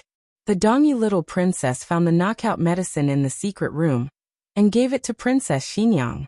To prevent Xiaoji from seeing Long Yi and triggering an even stronger effect, Princess Xinyang left Xiaoji alone on the bed with the curtains tightly covering her. She especially looked like a forbidden item that couldn't be exposed to light. Princess Xinyang said to the Dongi little princess and Long Yi, "You two go out first. I have something to say to her alone." The two went out. Princess Xinyang closed the door of the secret room and walked in front of the saintess with the pill and the candlestick. The saintess sat on the ground with her hands tied behind her back. She could only coldly stare at Princess Xinyang. Princess Xinyang said indifferently, "Don't look at me like that. I won't let anyone unseal your mute acupoint. I'll make a deal with you. If you agree, blink once. If you don't, blink twice." After a quarter of an hour, Princess Xinyang came out of the secret room and said to Long Yi, "You can let her go." Long Yi went in and untied her. The Dongi little princess asked Princess Xinyang, "Did she eat it?" Princess Xinyang said she ate it. "She shouldn't be disloyal to me anymore." The Dongi little princess kindly reminded, "You still have to be careful. The effect of this medicine varies from person to person. The difference is very big." Princess Xinyang lightly nodded. "I know. There are still 2 days before the wedding. There will be more people coming and going.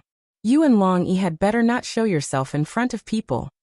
Thinking of something, she added, "Or let Long Yi send you away first. When we kidnap the Dongi king, we might not be able to take care of you." The Dongi little princess said, "I know martial arts. I can protect myself." She insisted on staying, but this place was too far away from the Zhao country's military camp. It was too late to send her back. She was also worried about leaving her on the road, so Princess Xinyang didn't mention sending her away again. Princess Xinyang and Xiaoji returned to their original room. Long Yi and the Dongyi little princess hid in the shadows of the saintess, closely monitoring her every move and observing the changes in the effect of the medicine. In case the medicine's effect was gone, they would use force. But the effect of the knockout drug seemed to be good. The saintess obeyed Princess Xinyang and didn't make any trouble. In the blink of an eye, the day of the wedding arrived. Xiaoji woke up early and found that Qin Fengwan wasn't there. He asked the maid at the door and learned that she had been called over by the saintess. The saintess didn't call her. She was probably worried that something would happen to the saintess, so she went to keep an eye on her. He didn't think twice and regretfully looked at the wedding clothes on the table. He put them on himself. Although it was a fake wedding, he didn't want Qin Fengwan to be unhappy, so he tried to be perfunctory in his etiquette. After dressing up, he went to the saintess's bedroom to wait for her. Not long after, the saintess, who was wearing a phoenix coronet and a red robe, walked out of the inner hall under the escort of Hong Wan and the other maids. Hong Wan held a piece of red silk in her hand. She handed one end to the saintess and the other end to Xiaoji. Xiaoji looked around but didn't see Qin Fengwan. He guessed that she should be waiting in the secret room. Hong Wan led the way. Xiaoji had never seen the Dongyi people get married, but it was said that the wedding customs were different. But when they arrived at the wedding hall, he was surprised to find that the rumors were wrong. Braziers, saddles and tiles. Weren't these the wedding customs of the Zhao country? He walked forward impatiently, not wanting to wait for the bride. The bride almost fell from his tug. The bride glared at him through the veil, lifted her heavy skirt, and jumped over from the saddle. Then she stepped over the brazier without any mishap. Next, it was time to step on the tiles. The bride raised her leg high up in the air and fiercely stomped down. Her imposing manner of lifting 1,000 caddies startled Hong Wan. It's just stepping on a tile. You don't have to use so much strength. The tile shattered completely. Under the veil, the bride breathed a sigh of relief. She seemed to be very satisfied with her strength. Xiaoji frowned. The newlyweds entered the main hall, which was hung with red silk. The king of Dongyi and the other nobles had already taken their seats in the hall. Xiaoji frowned again. Was the old guy already here? Where did Longyi go? Why hasn't he started? First bow to heaven and earth. The MC of the saintess's hall began to chant. Xiaoji and the bride turned around, faced the heaven and earth outside the door, and bowed. Xiaoji was only halfway through his bow. He glanced at the saintess and found that she was very sincere. Second bow to the holy ancestor. The saintess was the incarnation of the priesthood. She had long severed her relationship with her parents. Naturally, there was no ceremony at the wedding. Instead, they bowed to the statue of the ancestor of the saintess temple. Xiaoji and the bride faced the statue again. This time, Xiaoji bowed even more perfunctorily. He almost bowed slightly. His actions caused a lot of dissatisfaction among the guests, but it was not good to show it in public. The last round of bowing to each other. Xiaoji refused, but he clearly saw the other party bowing deeply with all her sincerity and trust. It was as if she wanted to entrust the rest of her life to him. His eyes moved, and his heart suddenly skipped a beat. The ceremony is complete. As the MC of the Saintess Temple finished speaking, a strong figure descended from the sky. With the momentum of a dragon's roar and a tsunami, he suddenly appeared in front of the king of Dongyi. His movements were too fierce and fast. Everyone only saw an afterimage. By the time they reacted and wanted to protect the king of Dongyi, Longyi had already grabbed the king of Dongyi by the neck.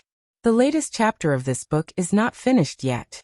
For more exciting content, please scan the QR code below to download the app. Novels are updated faster. Millions of novels are free to read. Novels with connotations that can't be found on the internet are available here. https://www.zhhbqg.com/89642_896422826/1042087446. HTML Genius memorized the website address in 1 second. www.zhhbqg.com Biku Pavilion mobile version reading website. zhhbqg.com.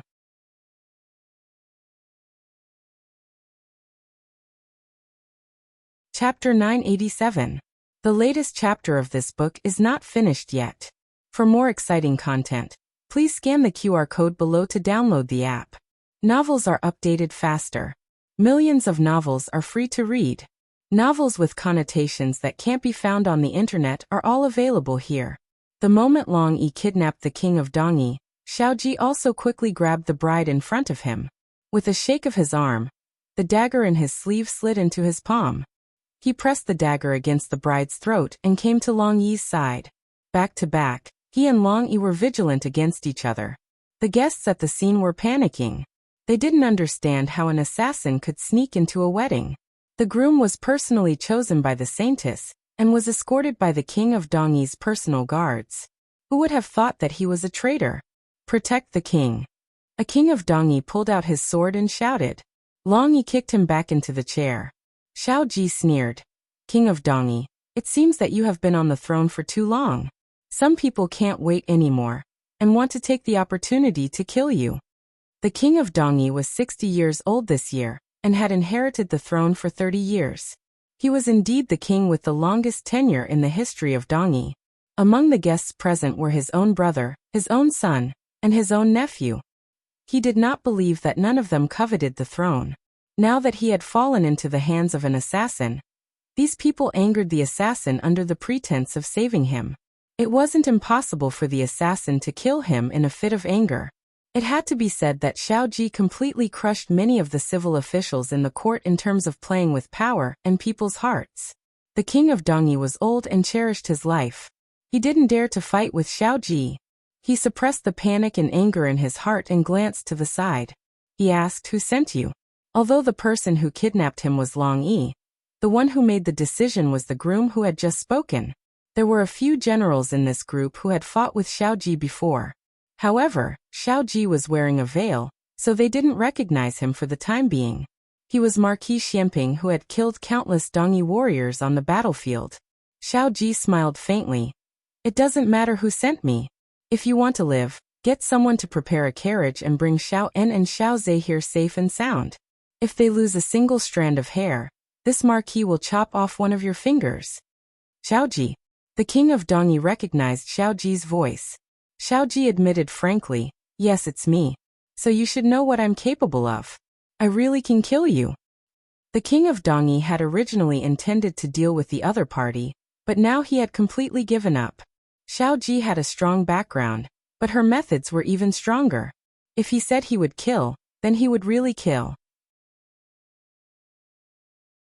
He would not hesitate to destroy both jade and common stone. He looked at his eldest son and said, "Do as he says." The eldest prince of Dongyi hesitated. "Father," Xiaoji laughed mockingly. "King of Dongyi, you really have a good son." The king of Dongyi's suspicious mind was exposed. He looked at his eldest son coldly and said, "What? Are you thinking of rebelling? Or do you want me to die in the hands of the people of Zhao, just like your uncle? Then you can smoothly inherit the throne." The eldest prince of Dongyi's expression changed. He definitely did not mean that. He just wanted to stall for time and let someone get the poison to knock them out. His loyalty could be witnessed by the sun and moon, but if his father didn't believe him, then his loyalty was nothing. The second prince of Dongyi took the opportunity to stir up trouble. "Father, since Big Brother is not willing, I will do it." Very good. There was an internal conflict. Xiaoji was happy to watch from the sidelines. He did not care who brought Xiao En and Xiao Zhe in the end. In short, he just wanted the two brothers to be safe. 2 hours later, Xiao En and Xiao Zhe were brought over by a large carriage pulled by 6 horses. Xiaoji took the Holy Virgin into the carriage. Then Long Yi, who was bringing up the rear, also took the king of Dongyi into the carriage. At this time, a Dongyi official said, "It's enough that you have the Holy Virgin in your hands. Let the king of Dongyi go." Xiaoji laughed. "Do you think I'm stupid? Isn't it better to have more hostages?" Everyone was rendered speechless. Yes, if they could have more hostages, why only bring one? Could it be that the carriage could not fit all of them? However, it was not that they did not have a chance. A few days ago, Marquis Xianping fell into a trap set by the Holy Virgin to save his son. When he was rescued, he was already dying. Although he was lucky enough to survive, he was still seriously injured. He did not have much fighting power. That expert could not take care of both the inside and outside of the carriage at the same time. As long as the coachman did something halfway and caused the carriage to overturn, the expert would not be able to take care of the hostages if he could take care of Marquis Xianping. At that time, they would have a great chance of saving the king of Dongyi. After making up their minds, everyone secretly exchanged glances and sneered in their hearts as they let them go. The coachman received the secret signal from the guard captain and nodded slightly. 10 miles away, at the small spring slope, the carriage overturned. It was a surprise attack. Xiao Ji and the others were not familiar with the terrain of Dongyi. They would not notice the coachman if he went a long way. The soldiers of Dongyi took a shortcut to the small spring slope, where a large number of experts and archers were lying in ambush. However, they waited for a long time and waited until the sky was dark, but there was still no carriage coming. Of course, the carriage would not come. Not long after they left the Holy Virgin Hall, the coachman was whipped out by the little princess of Dongyi, who was lying in ambush nearby. The little princess of Dongyi took over the coachman's position and led the carriage away from another road. In the carriage, Xiaoan, who had been drugged, gradually woke up. Xiaozi was still unconscious. The two of them were injured, as if they had been tortured. However, they were stubborn and didn't say anything that they shouldn't. Xiaoan saw his father at a glance and felt a burst of excitement. His eyes began to turn red. Xiaoji tucked him in and touched his forehead. Don't talk. Rest well. We will reach the barracks soon. Xiaoan did not have the strength to speak at this time. The two of them were Xiaoji's illegitimate sons. They had been raised by Madame Xiao since they were young. In their hearts, they did not dare to compare themselves with Xiao Heng. They always knew their identity and duty. They did not dare to expect their father to love them as much as he loved his younger brother. But this time, their father risked his life for the two of them. He had never dared to express his closeness to his father. However, at this moment, he could not help but move his head slightly and rest it on his father's palm. At this time, he was like a small animal covered in cuts and bruises. He carefully approached his father. He was a little nervous and apprehensive. He was afraid that he would cross the line and make his father angry. He was also worried that his failure would disappoint his father. Xiaoji did not pull his hand away. Instead, he raised his thumb and gently stroked his temples. You did well. The sons of the Xiao family not only had to have the determination to die, but also the courage to face failure. Xiaoan closed his eyes. Hot tears fell from the corners of his eyes. The carriage continued to move forward. The king of Dongyi was also unconscious after being hit by Long Yi's acupuncture point. Outside the curtain, the little princess of Dongyi, who was dressed as a guard, drove the carriage and asked, I forgot to ask. You kidnapped the king of Dongyi and the Holy Virgin. Where is the princess? Did you take her with you? Xiaoji glanced at the bride, who was wearing a veil and had been silent all the way. Oh no, we forgot about Qin Fengwan.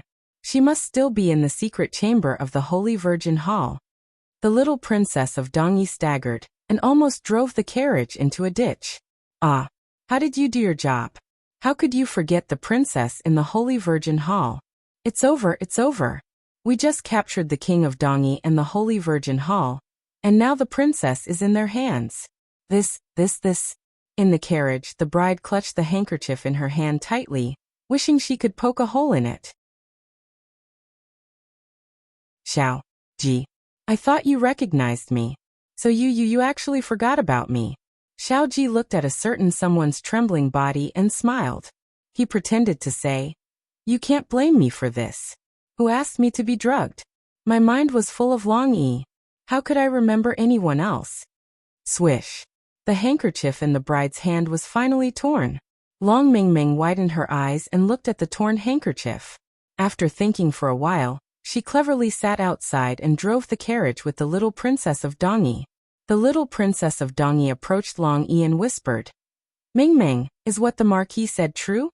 Did he really forget the princess in the Holy Virgin Hall?" Ever since she knew Long Yi's nickname, she liked to call him that. Long Yi hesitated for a split second between correcting her name and answering her question. Then he frowned and said, "A man's mouth is a liar." The little princess of Dongyi was speechless. Naturally, their return journey would not be smooth sailing. The Dongyi princes did not wait for them at the small spring slope and guessed that they had changed their route. Thus, they simply led their troops to the only route to Donglin Pass, intending to launch a full-scale assault on them there. They did not intend to care about the life and death of the king of Dongyi, who didn't want the throne. In front of the civil and military officials and the people of the Holy Virgin Hall, the princes did not dare to openly disobey the orders of the king of Dongyi. But afterward, they had a whole day to think about what their fate would be if the king of Dongyi really died. Naturally, there was a follow-up night attack. However, just as they were about to shoot everyone in the carriage to death, Chang Jing led the troops and arrived. Chang Jing took the lead and went straight to the root of the problem, breaking the formation of the Dongyi army into a mess. The Dongyi people were left to Chang Jing to deal with, and Xiao Ji and the others returned to the barracks. The little princess of Dongyi took the antidote to find Xiao Ming. Long Yi brought Xiao En and Xiao Zhe back to their tent and threw the king of Dongyi into the snow. Princess Xinyang was angry all the way and was still gnashing her teeth in the carriage.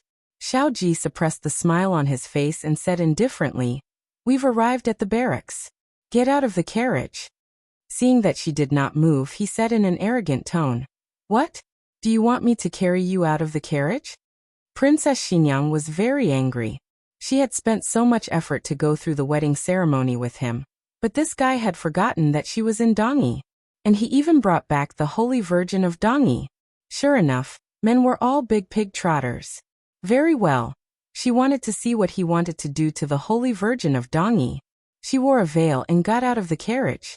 The latest chapter of this book is not finished yet. For more exciting content, please scan the QR code below to download the app. Novels are updated faster and more complete. Millions of novels are free to read. Novels with connotations that cannot be found on the internet are all available here. https://www.zhbqg.com/89642_8964286/1041944478. HTML Genius memorized this website's address in 1 second. www.zhbqg.com Bikuj mobile reading website. zhbqg.com.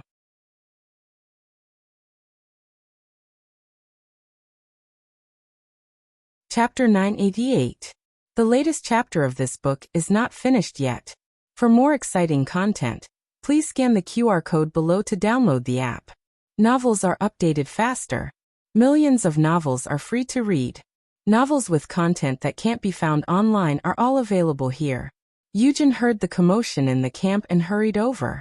She saw the Marquis standing at the entrance of the tent, but she didn't see her princess. She couldn't help but ask worriedly, "Marquis, where is the princess?"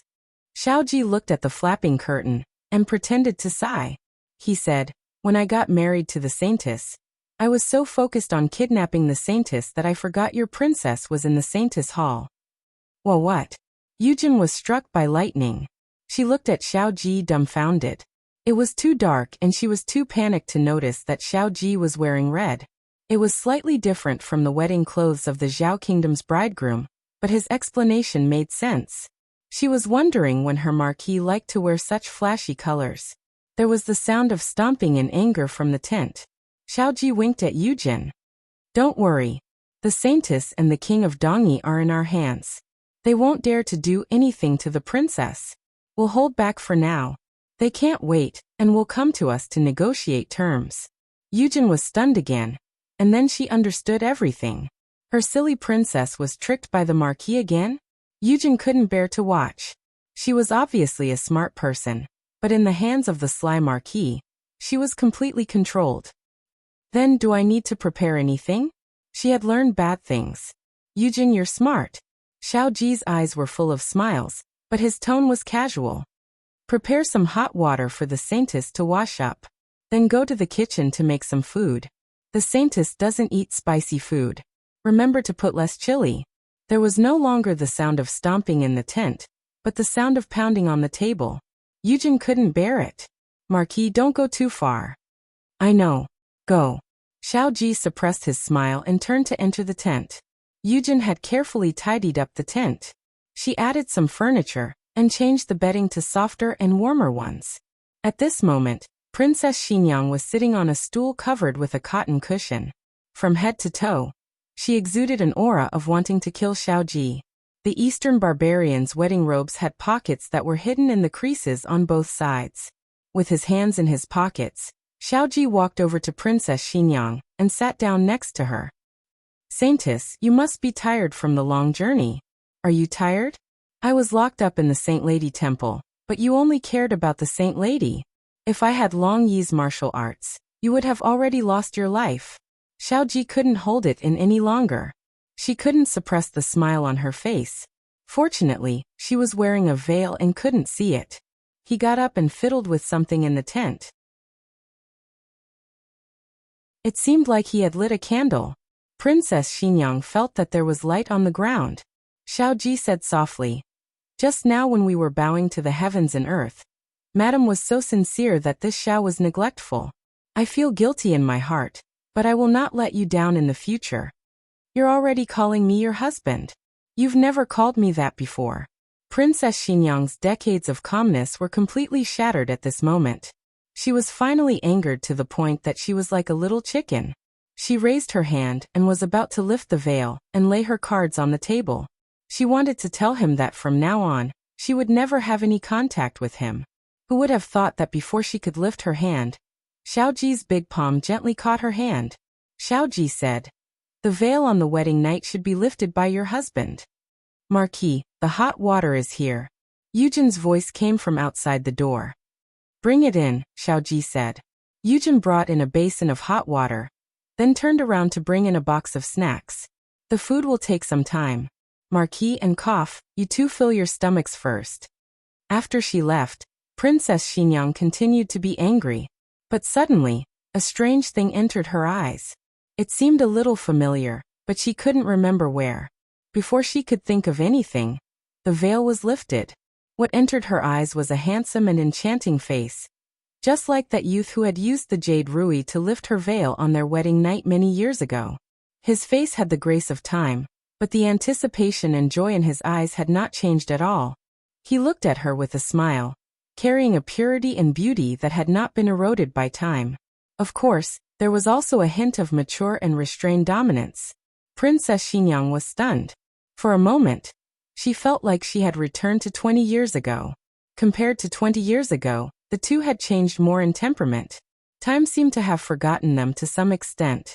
She was still as beautiful as before, and he was still as handsome and elegant as before. She opened her mouth, but found that she couldn't make a single sound. She lowered her head to look at the thing in his hand. No wonder it looked familiar. It was the jade rui. No matter how stupid she was, she understood now.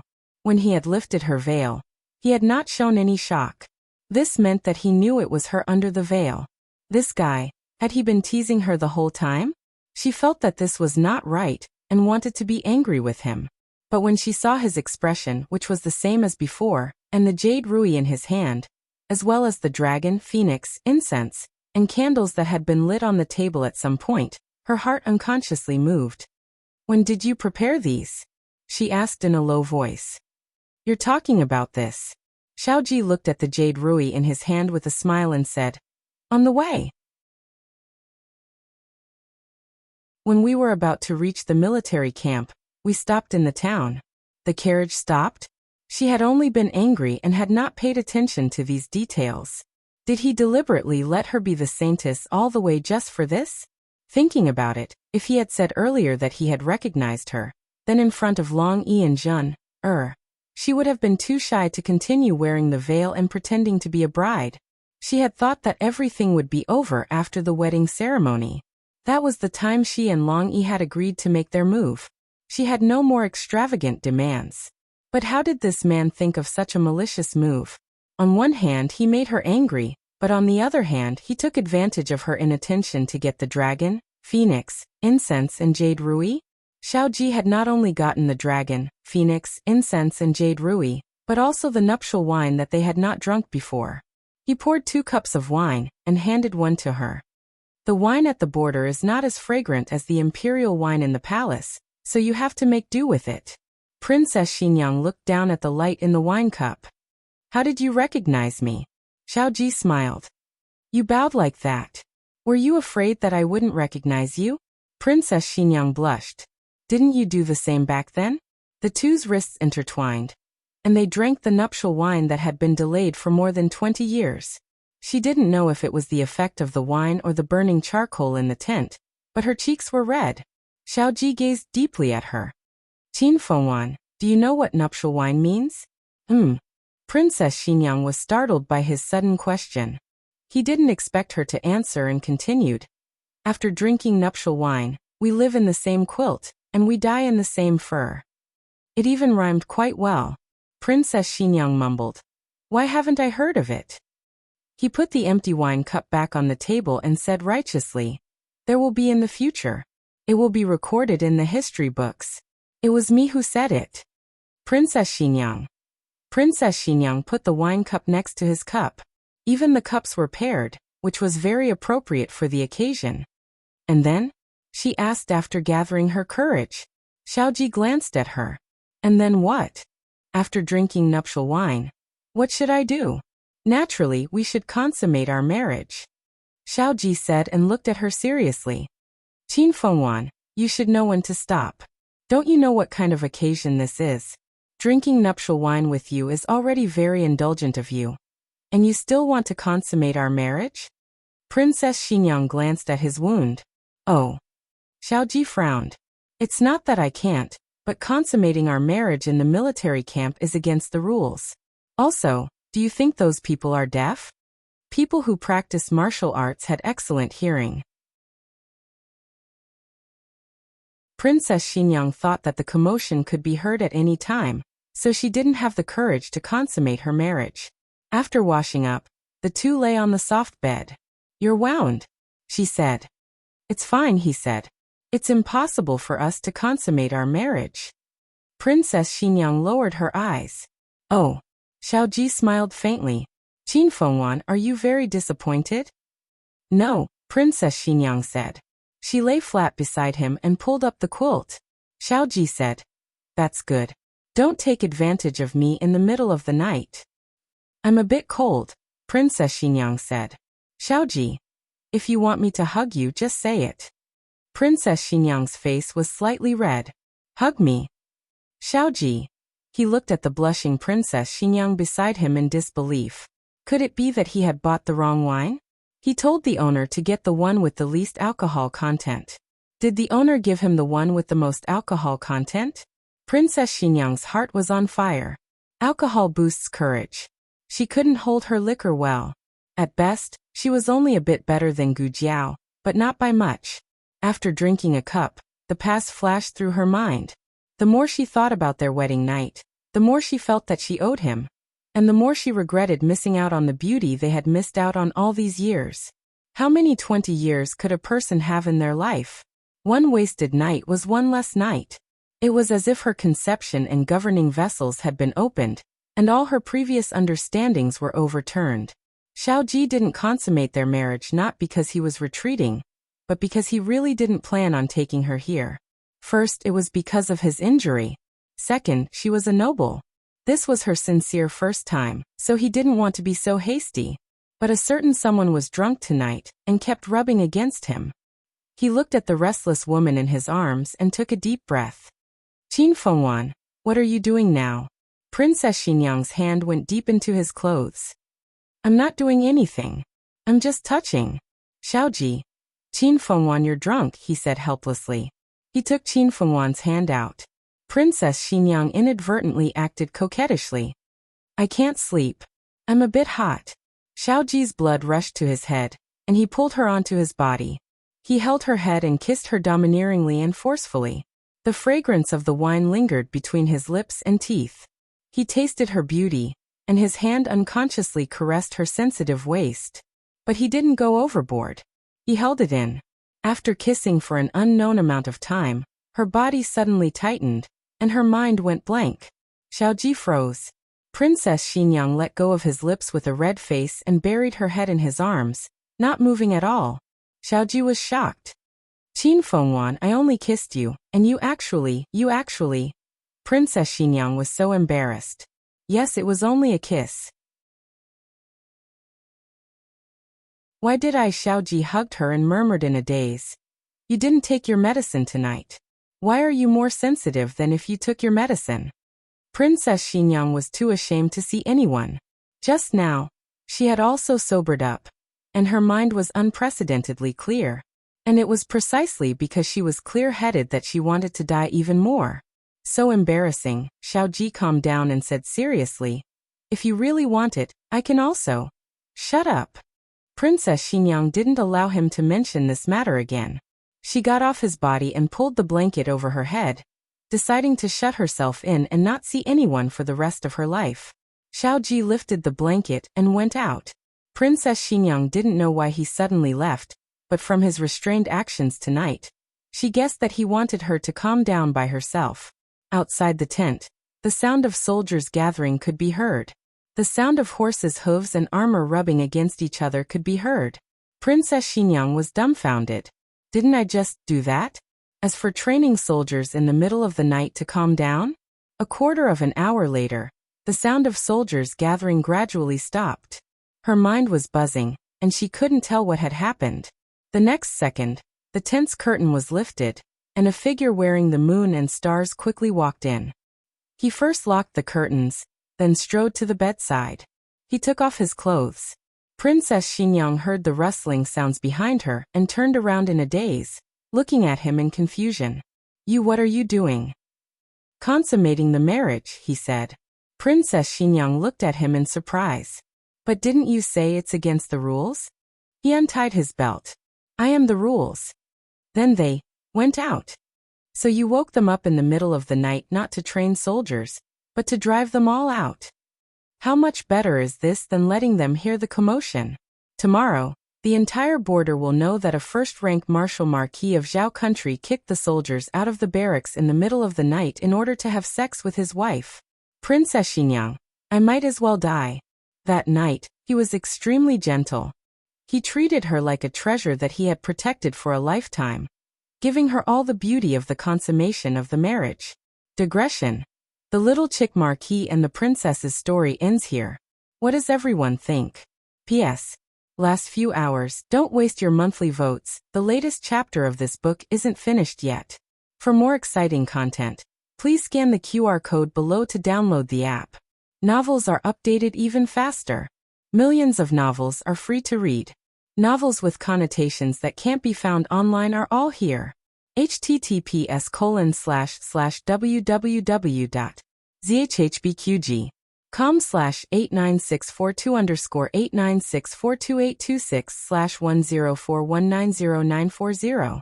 HTML Genius memorized this site's address in 1 second. www.zhhbqg.com Biku Pavilion's mobile reading website. zhhbqg.com.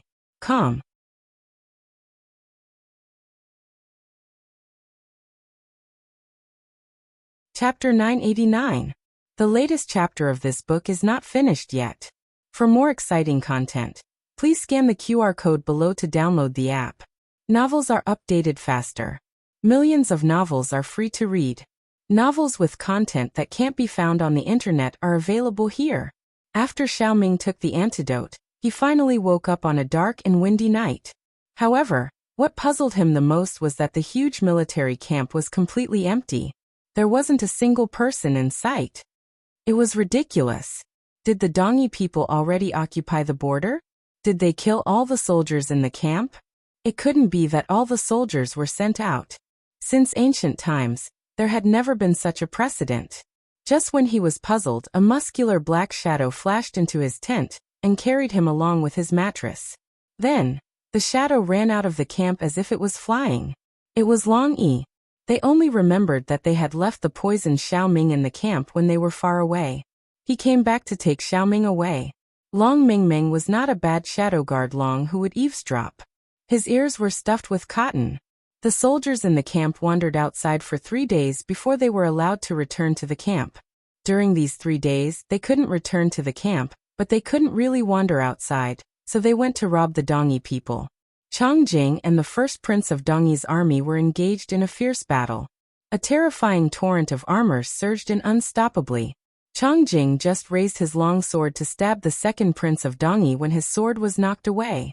He turned around and found that it was his own people. He couldn't lose his temper. Chang Jing's face darkened. Xiaoming's poison had been cured, and Xiao In and Xiao Zhe had successfully escaped danger.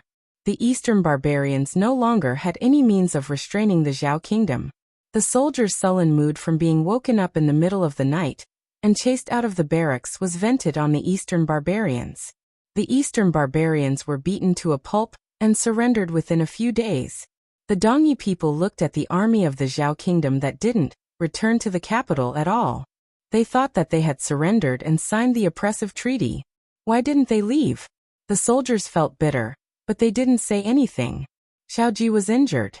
Although he had taken the medicine from the Saint Lady Temple and was recovering very well, even if it was excessive, it still had an impact. Not only was his wound torn open, but he had also caught a cold. Princess Xinyang was no better than him. She was the one who had infected Xiaoji with the cold. Achoo! In Xiaoming's tent, Xiaoji sneezed heavily. Xiaoming looked at his brother with a speechless expression. Big brother, it's not that I want to criticize you, but you're not a brat who hasn't tasted meat. How can you be so unrestrained? Look at your injuries and illnesses. Those who don't know what's going on might wonder what's wrong with you. Xiaoji's nose was blocked. She said in a nasal voice, "You don't understand the happiness of being newlyweds." Xiaoming, a newlywed for over 20 years, haha. Achoo, achoo, achoo. In another tent, Princess Xinyang sat on the bed, wrapped in a blanket, sneezing incessantly. Yujin's heart ached for her. She hurriedly took the ginger soup from the table and handed it to her. "Hurry up and drink it while it's hot. You'll be sweating all over." Princess Xinyang raised her hand, intending to take the ginger soup, but found that she didn't even have the strength to move her arm. Eugene facepalmed. "What's going on?" She shook her head, picked up the spoon, and began to feed her princess spoonful by spoonful. As she fed, she said resentfully, "The Marquis is really too much. He knows that the princess is young, experienced in human affairs. He should know how to control himself." Princess Xinyang lowered her eyes and drank the medicine. She mumbled an "in." She felt a bit guilty. After all, he wasn't the only one who didn't know how to control himself. A great victory at the border. Xiaoji released the king of Dongyi, but he couldn't bear the burden himself. A few days later, he fell seriously ill and passed away before he could issue a decree to pass on the throne. After the foreign invasion, Dongyi began to have internal strife. Several princes fought until their faces turned red, but the result of their ascension surprised everyone. The new king was actually the Holy Maiden of Dongyi. Her husband was the son of a noble from the Zhao kingdom. Good plan, Qin Fengwan.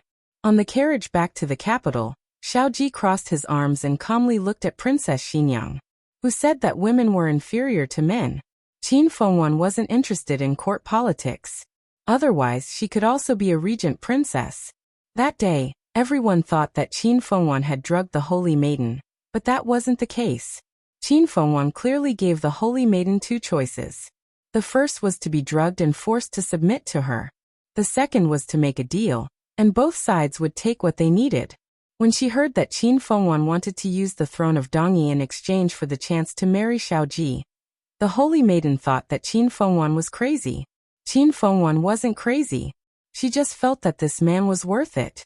She proposed this condition based on many considerations. The Holy Maiden was ambitious and capable. No matter which prince succeeded the throne in the future, he wouldn't be able to withstand the rebellion of the Holy Maiden Temple. Instead, it was better to take advantage of the situation and help the Holy Maiden to the throne. There was also an additional condition. The holy maiden had to marry into the Zhao kingdom. She would decide on the candidate. After Xiaoming woke up, he recognized his daughter. From then on, there was no longer a little princess of Dongyi in the world. There was only the daughter of the Xiao family, Xiaozhen. Xiaozhen was going to be recorded in the genealogy. She returned to the capital with Xiaoji and Qin Fengwan. On the day before they set off, a small episode occurred. Xiaoming grabbed a long sword and chased Long Yi around the military camp. You stop? He couldn't beat Long Yi, and he couldn't catch up with him. Long Yi's face wasn't red and he wasn't out of breath, but he was about to faint.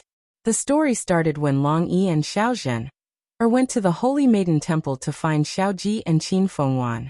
Xiaoji was drugged, and it had an effect on Long Yi.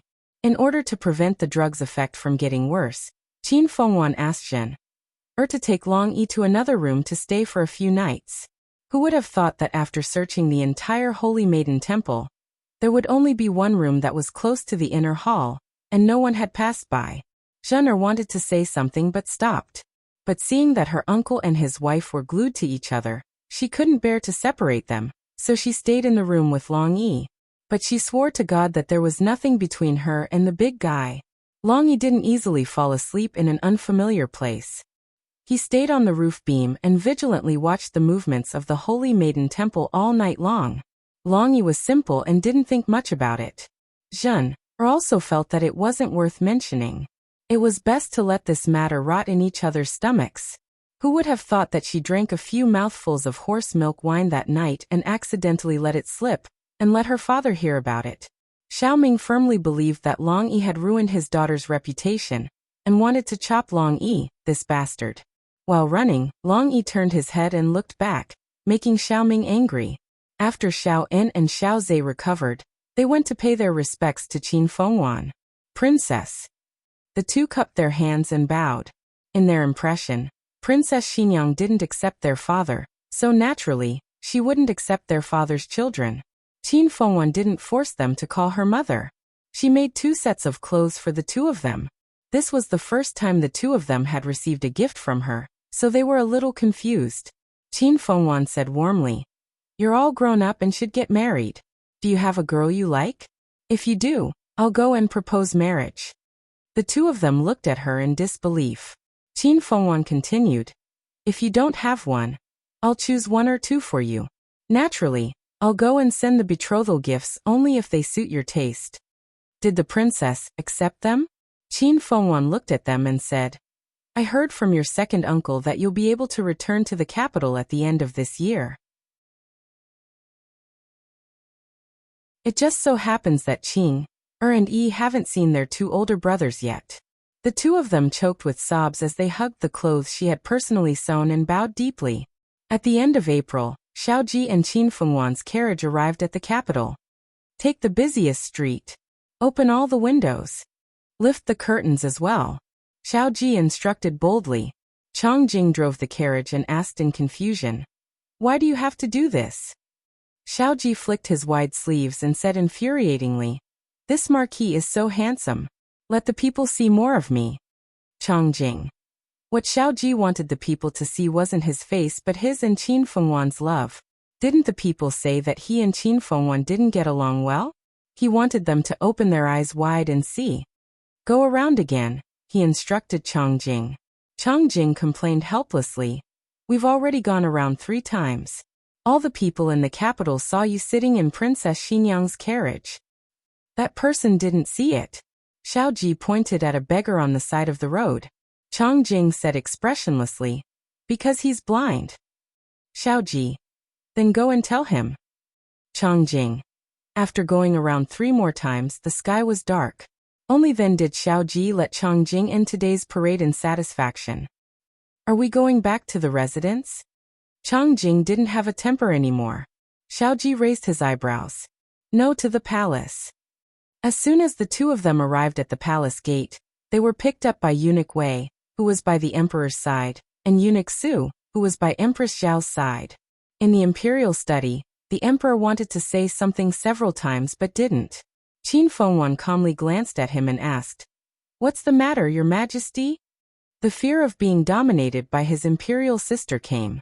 The emperor silently wiped the sweat from his forehead. She was clearly his younger sister, but why did it feel like she was his imperial sister when she was serious? The emperor finally said it. He sighed. Xingyang, I heard that you found a new gigolo. Qin Fengwan asked strangely. Where did this come from? The emperor raised his hand. Don't hide it from me. It spread throughout the palace that you went to the border and bumped into Xiao Ji's romantic affair. In a fit of anger, you found a gigolo who looked like Xiao Ji and even paraded around the capital for an entire day to humiliate Xiao Ji. Qin Fengwan's mouth twitched. Did she swim around all day and feel lonely? How did Xiao Ji become her gigolo? In Cunning Palace, Xiao Ji was also being interrogated by Empress Xiao. Brother, tell me the truth. Are the rumors outside true? Did you really bring an unfamiliar woman back to the capital? You even let all the people in the capital see it. Are you finally unable to stand that woman anymore? Have you decided to revolt? Xiao Ji frowned. What's going on? Empress Xiao was Xiao Ji's younger sister, so of course, she would side with Xiao Ji. She said happily. That's true. She treated you so badly all these years. You should have taken in another concubine to anger her. What's her status? If it's not enough, I'll help you raise it up and make sure your sweetheart becomes a concubine. Xiao Ji looked at his younger sister worriedly. If you let Qin Fengwan become a concubine, aren't you afraid that she'll give the emperor 100 concubines? They deliberately showed off their love, but in the end they showed off a bunch of chicken feathers. The couple was also very sullen. Digression. I actually wrote another digression for this chapter. I laughed until I cried. P.S. A new chapter has started. Begging for a wave of monthly votes, the latest chapter of this book isn't finished yet. For more exciting content, please scan the QR code below to download the app. The novel will be updated even faster. Millions of novels will be read for free. There are novels with connotations that can't be found online here. https://www.zhbqg.com/89642_8964286/1041742440. HTML Genius memorized this website's address in a second. www.zhbqg.com Bikugo mobile reading website. zhbqg.com.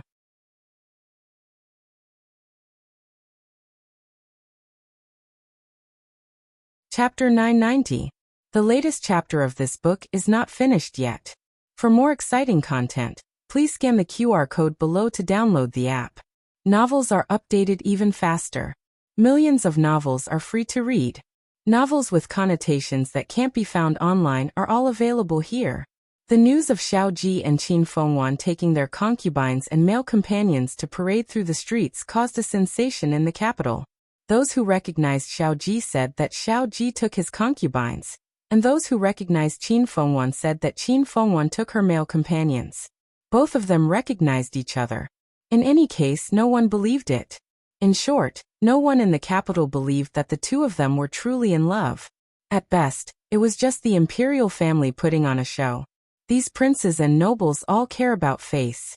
They appear to be united but are actually divided. They put on a show for us common people to see, but who knows what they're like in private? This was what a small eunuch in charge of purchasing told the two of them word for word. Qin Fengwan's face turned green. Xiao Ji's face was also not much better. He didn't give up and said domineeringly, "This marquis and the princess had a daughter in these 2 years. What did they say?" The small eunuch braced himself and said, "They all said that the princess drugged you and ran away after using you. She even threw you away." Xiao Ji, Qin Fengwan. Xiao Heng had just left the inner pavilion when he heard about the storm on the streets. They caused such a big commotion on the first day of returning to the capital. As expected of his parents, he simply didn't know what to say. When he returned to the mansion, he asked the servants if his parents had returned. The servants said no and seemed to have gone to the palace. As for how the servants knew, it had to start with Long Yi. The first thing Long Yi did when he returned to the capital was to find the twins. Naturally, he mentioned the whereabouts of Xiao Ji and Qin Fengwan to Yuya. Xiao Zhener didn't come back with them because the matter before leaving made Xiao Ming change his mind. He let his daughter return to the capital with Xiao En and Xiao Zhe at the end of the year to avoid Long Yi, this bad guy who took advantage of his daughter. Gu Jiao had already finished packing and was waiting for Xiao Heng.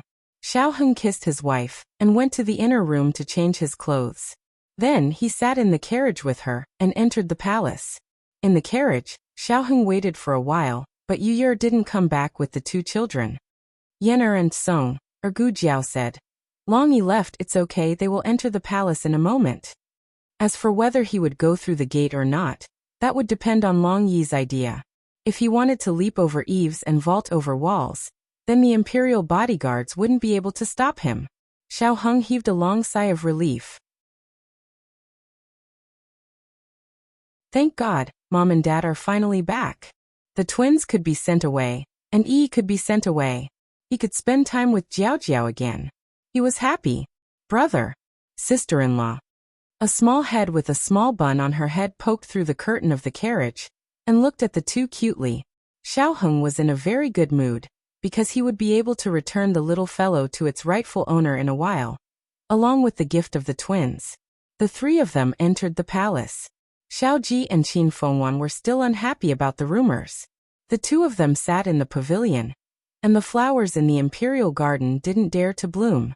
Xiao Heng held Xiao Yi's hand and looked at the pavilion in front of them. He said, Do you see Mom and Dad? Quickly go and greet them. Xiao Yi turned her little head and her eyes shone. Brother Chongjing. She decisively waved her little hand and went to look for Chongjing. The two of them didn't care that their youngest daughter had been abducted by Chongjing, and they sat in the pavilion and sighed. Xiao Heng and Gu Jiao walked over and greeted the two of them. Xiao Ji looked at his son and daughter-in-law and asked, You should have heard the rumors outside. What do you think? What rumors? Gu Jiao asked. It was a bit difficult to say such words in front of the children. Even Xiao Ji hesitated for a while before coughing lightly and saying seriously, I brought a woman back from the border. Your mother has a gigolo. Xiao Heng mumbled. Is it a rumor? Xiao Ji. Marquis. Princess. You're back. Steward Lu quickly walked over with a large pile of high-quality tonics, which Xiao Heng had prepared for Empress Dowager Zhuang. Xiao Ji waved at him. Come here. Yes, Marquis. As Xiao Ji's confidant, Steward Lu had always been loyal to Xiao Ji. Xiao Ji looked at Qin Fengwan beside him and held Qin Fengwan's hand in front of everyone. He said solemnly, The princess and I have rekindled our relationship. From now on, we will be a loving couple who will never leave each other. Qin Fengwan blushed. The pavilion was silent for a full 3 seconds. Xiao Ji said indifferently, What? You don't believe me? I believe. Steward Lu's face was wild with joy. Congratulations, Marquis. Congratulations, Marquis. Congratulations, Princess. Congratulations, Princess. I've long said that you two are a match made in heaven. There's no more loving couple in the world than you two. Xiao Ji was very satisfied. That's more like it. The next second, Steward Lu moved closer to him while tidying his clothes and whispered, Marquis, blink if you're threatened. Xiao Ji. Dinner was served at Renshou Palace, and the old chancellor also came over. The reason was that 2-year-old Qin Wuyo was enlightened. He was Qin Wuyo's enlightened teacher, and would enter the palace to teach Qin Wuyo every day.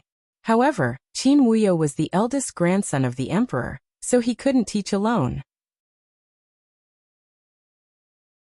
He even picked many peers from the aristocratic families to accompany him. The 3.5-year-old Gu Xiaobao was one of them. Gu Xiaobao lived in Renshou Palace. Every time after class, the old chancellor would personally send Gu Xiaobao over. As usual, he sent Gu Xiaobao to the entrance of Renshou Palace, and coincidentally bumped into the emperor, who was here for dinner. As Qin Wuyo's study companion and a resident of Jadewater Alley and Renshou Palace, Gu Xiaobao had met the emperor many times. Like a little adult, he respectfully bowed. Your Majesty. Xiaobao came over. The emperor looked at him amiably. Did you learn today's lesson? Gu Xiaobao thought for a while and replied, No. Actually, he knew everything, but Qin Wuyo didn't. Then he couldn't know either. He was a little shrew since young. The emperor was very happy. It wasn't that his grandson was stupid, but that the things the old chancellor taught were too difficult. Go in, the emperor said to Gu Xiaobao. Gu Xiaobao went to find his great-aunt. The emperor turned to go in, but the old chancellor suddenly asked despite knowing the answer. Your Majesty, Renshou Palace is so lively. Did something happen? The emperor said indifferently. Marquis Xianping and Xinyang have returned. They are greeting mother inside. The old chancellor stroked his beard. Also, the princess has returned. This humble official should go greet Princess Xinyang. You're not familiar with her. Why are you greeting her? The emperor said. Isn't it too late? You should go to her residence tomorrow to greet her. The old chancellor said. Not late, not late. The emperor said. I'm asking you to leave. Didn't you see? The old chancellor said. This old minister's eyes are blurred. I can't see. Xiao Ji and his son were both there, as well as Chongjing and Long Yi. It wasn't appropriate to reject the old chancellor with the excuse of being a foreigner. The emperor led the old chancellor into Renshou Palace with a dark face. The old chancellor paid his respects to Princess Xinyang, and then he didn't leave. The emperor was so angry that he sat on the side and shook his legs. Could it be that my beloved minister wants to have dinner in Renshou Palace? The old chancellor cupped his hands. Since your majesty said so, this official can only accept the decree. The dinner was placed in the courtyard. They admired the flowers, the moon, and the scenery of late spring. The children had finished eating long ago and were playing in the garden. Several young palace maids accompanied them, as if they had endless energy. Qin Fengwan rubbed her sore arms. Just now, she had only hugged Yi and the twins twice, but her waist and back were aching. It's still good to be young. She sighed. The adults had also finished eating, so the servants removed the dining table and replaced it with a tea table. Xiao Ji was peeling an orange for Qin Fengwan. What's good to be young? Qin Fengwan thought of the rumors of him taking in a concubine and said sourly, You men like young girls.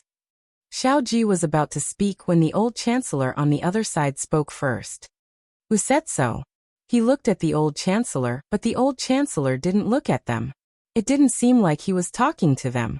He continued peeling the orange. Qin Fengwan, don't you know how many times I look at you every day? I don't even look at those young girls. Qin Fengwan touched her face. When I'm older, you won't like to look at me anymore. Xiao Ji removed the tangerine that she didn't like and raised his brows. You're old, but am I not old? Besides, even after 10, 20 or 30 years, you'll still be the most beautiful little old lady in Jiaodu. The old chancellor said, That's right. Xiao Ji turned around and looked at the old chancellor strangely. Qin Fengwan was far away, and her hearing wasn't as good as Xiao Ji's, so she didn't hear what the old chancellor said. She lowered her eyes and said softly, When I'm very, very old, will you still like to look at me? The old chancellor said, Of course. Xiao Ji frowned. What's wrong with you today? Under the moonlight, Empress Dowager Zhuang was looking at a few playful children while the old chancellor was looking at the quiet her. Digression. This is the end of Xinyang and Little Chick Monkey's story. Tomorrow little Jing Kong will grow up, and this should be the last story of this story. Not everyone had to explain everything, no matter how big or small, and not every character had to be a couple. Some readers want me to write about some passerby, but this is impossible. A story has its logic, and also its appreciation. Overdoing it is just as bad as not doing it enough. The latest chapter of this book isn't finished yet. For more exciting content, please scan the QR code below to download the app. Novels are updated faster and more fully. Millions of novels are free to read. Novels with connotations that can't be found online are all available here. https://www.zhhbqg.com/89642_8964286/10416870. HTML Genius memorized this website's address in 1 second. www.zhhbqg.com Biku Pavilion's mobile reading website. zhhbqg.com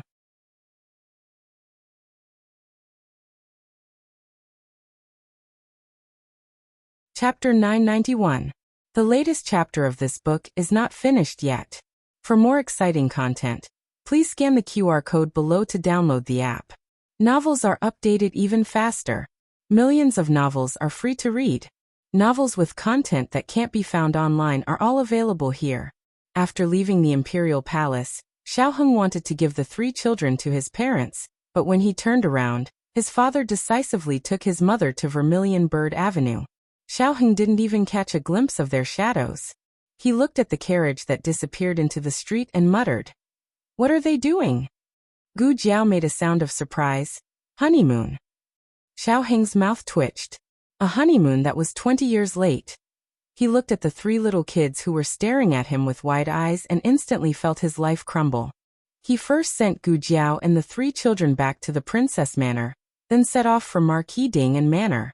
Little Jing Kong was a well-rounded child. Not only did he complete his cultural studies, he didn't fall behind in martial arts either. Recently, he was learning martial arts from Gu Changqing.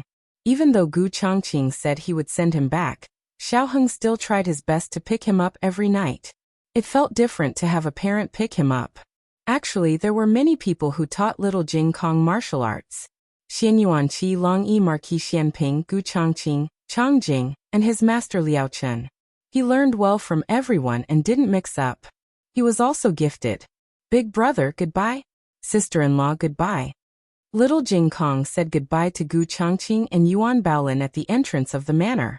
Xiaoheng also thanked the 2 and then brought little Jing Kong into the carriage. Little Jing Kong wasn't young anymore. He was 9 years old and was growing faster by the day. He was no longer a little kid who would be completely blocked by the table when he sat down. Bad brother-in-law. He snorted and arrogantly got into the carriage. Xiaoheng, you're not cute the moment you open your mouth. I wonder who you learned this from. Little Jing Kong had long been a tyrant in the Imperial College. He was cold and handsome. He was only childish in front of Gu Jiao and Xiaoheng. The carriage didn't go through Chang'an Street, but went in the direction of Black Tortoise Street. What are you doing? Little Jing Kong had a good sense of direction, especially since the Imperial College was on Xuanwu Street. He was very familiar with this area, and could tell if the carriage was going in the right direction with his eyes closed. This is not the way back to the princess residence.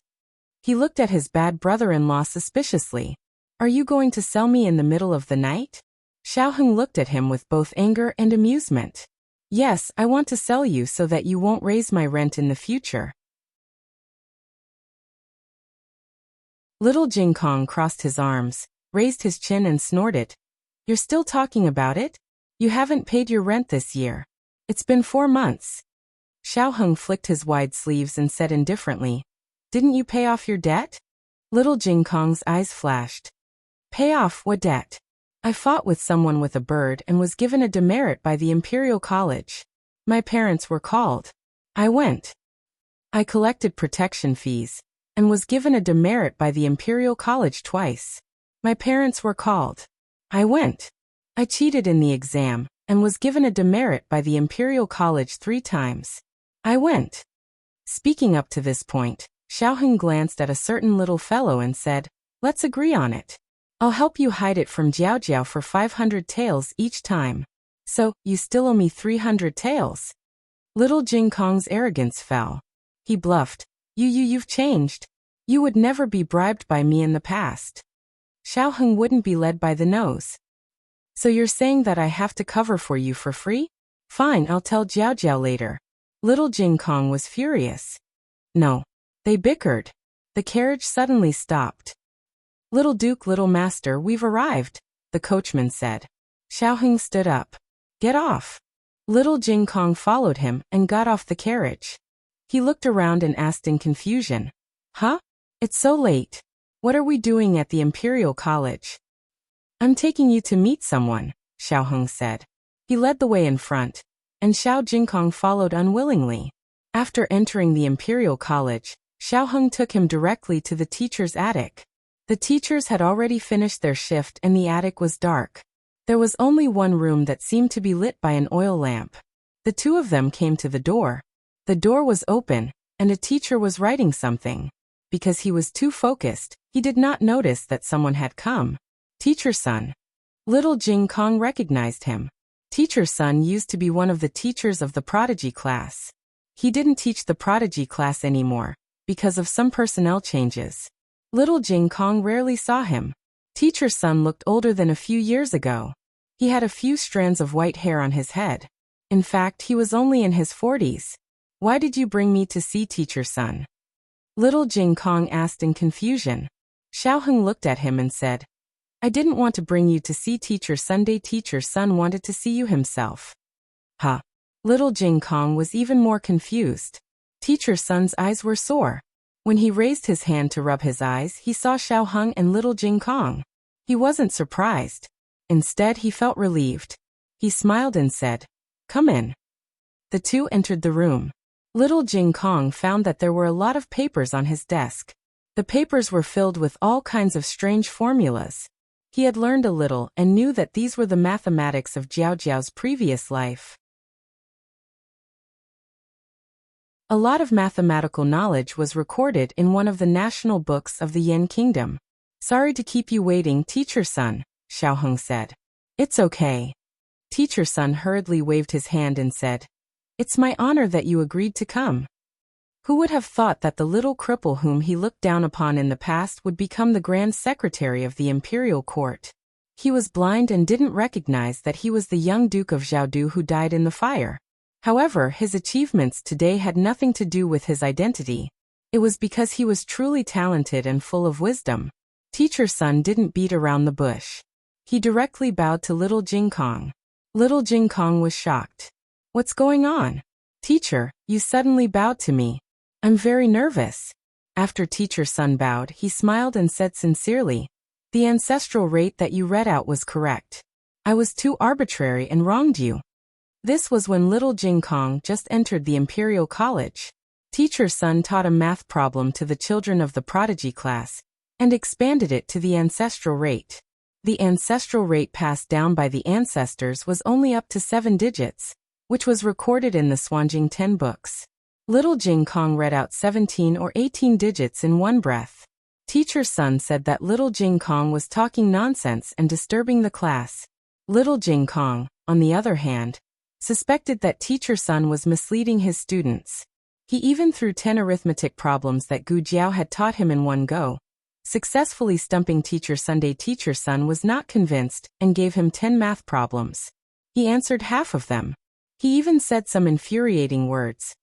What's so strange about me not being able to answer the remaining questions? I'm a student. I came here to study, because I don't know how to do it. If I know how to do it, why do I need a teacher? Teacher Sun was so angry that he hit his palm with a ruler. However, Little Jing Kong dodged quickly. He didn't hit Teacher Sun but fell down himself. The whole class burst into laughter. The students of the other 4 classes also came to watch. Teacher Sun was so embarrassed that he cried on the spot.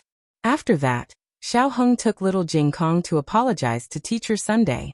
As a student, he shouldn't disrespect the teacher and disturb the class. But at the same time, Xiao Heng also made a request to Teacher Sun. As for the ancestral rate, I will try my best to verify it. If Jing Kong is correct, then I hope Teacher Sun can also apologize to Jing Kong because you wronged him. Little Jing Kong thought that Shi Yi was touched by his bad brother-in-law. But after that, his bad brother-in-law didn't mention it again. Little Jing Kong gradually felt that it was not a big deal and forgot about it. Xiao Heng found the formula for calculating the ancestral rate in the national letter of the Yan Kingdom. After he learned it, he taught it to Teacher Sunday. Teacher Sun had calculated it 3 days ago. It was raining outside when they came out of the attic. Bean-sized raindrops hit the eaves. The rain came so suddenly that no one expected it. The coachman was waiting outside the attic with an umbrella. There were only 2 umbrellas. Xiao Heng gave one to the coachman and the other to Little Jing Kong. The rain was heavy and rapid. Small streams of water meandered through the low-lying areas. Xiao Heng squatted down in front of Little Jing Kong. Come up. Little Jing Kong muttered. I can walk by myself. Hurry up. Xiao Heng urged. Little Jing Kong slowly climbed onto his bad brother-in-law's back and opened the umbrella to block the pouring rain. Xiao Heng stepped in the puddles. His clothes and shoes were soaked. The rain in late spring was cold, as if it was the last resistance to summer. Little Jing Kong lay on Xiao Heng's broad and warm back. He couldn't help but feel his breath. He thought of what had happened today and muttered softly, "Why do you still remember? Who wants his apology?" Xiao Heng said, "Then should I ask Teacher Sun to take it back?" Little Jing Kong, "No." Xiao Heng laughed. "Forget it. I'll give you a free rent this year. Remember to pay back the 300 taels you owe me, bad brother-in-law." After the new year, little Jing Kong was 9 years old. He deserved to be called a child prodigy. There was a huge gap between him and the children who just started school. Xiao Heng and the old chancellor had to give him special treatment from time to time. He wanted to take the imperial examination. Xiao Heng had no objection. Gu Jiao also agreed. He passed the examination and successfully passed the imperial examination. A 9-year-old imperial examination was quite rare. He was quite happy. He took the imperial examination to show off to his bad brother-in-law. In the end, he learned that his bad brother-in-law passed the imperial examination at the age of 8. He didn't feel good at all. How could his bad brother-in-law pass the imperial examination earlier than him? "When did my bad brother-in-law pass the imperial examination?" he asked the servant in the residence. The servant said, "When he was 10 years old." Originally, Little Duke could pass the imperial examination after passing the imperial examination. However, the princess said that it wasn't too early. She delayed it for 2 years before letting Little Duke take the examination. He passed the imperial examination at that time. He wanted to be a 9-year-old imperial examination. He was better than his bad brother-in-law. In the previous dynasty, the imperial examination was held twice every 3 years. In this dynasty, in order to select more talents, it was changed to once a year. This year's imperial examination hadn't arrived yet. Little Jing Kong signed up with high expectations. He was full of confidence in the examination. The old chancellor and Xiao Heng also thought that it wouldn't be a big problem. However, no one expected that he, who had always been lucky, would go against the flow on the day of the examination. Little Eight's son chewed up his examination permit. That's right. Little Eight, who was brought to the capital by Gu Yan from the farmstead, grew up and became a father with 2 puppies. Little Jing Kong broke down and cried loudly. Sure Sui didn't pass the imperial examination too late. He could tie with his bad brother-in-law. However, he went against the flow again. He broke his hand on the day before the examination. Although 11 years old was a year late, it wasn't too much. This time, he finally entered the examination hall successfully. After finishing the examination, he caught fire. He looked up to the sky and roared, "Bad brother-in-law, did you pass your bad luck to me?" He stopped taking the imperial examination when he was 12 years old. When the dispute between the 6 states arose again, he joined the army. Digression. Squatting for a guaranteed monthly ticket, while the latest chapter of this book isn't finished yet. For more exciting content, please scan the QR code below to download the app. Novels are updated at a faster rate. Millions of novels are free to read. Novels with connotations that can't be found on the internet are all available here. https://www.zhhbqg.com/89642_8964286/1041533672. HTML Genius memorized the website address in 1 second. www.zhhbqg.com Bikuga mobile reading website. zhhbqg.com.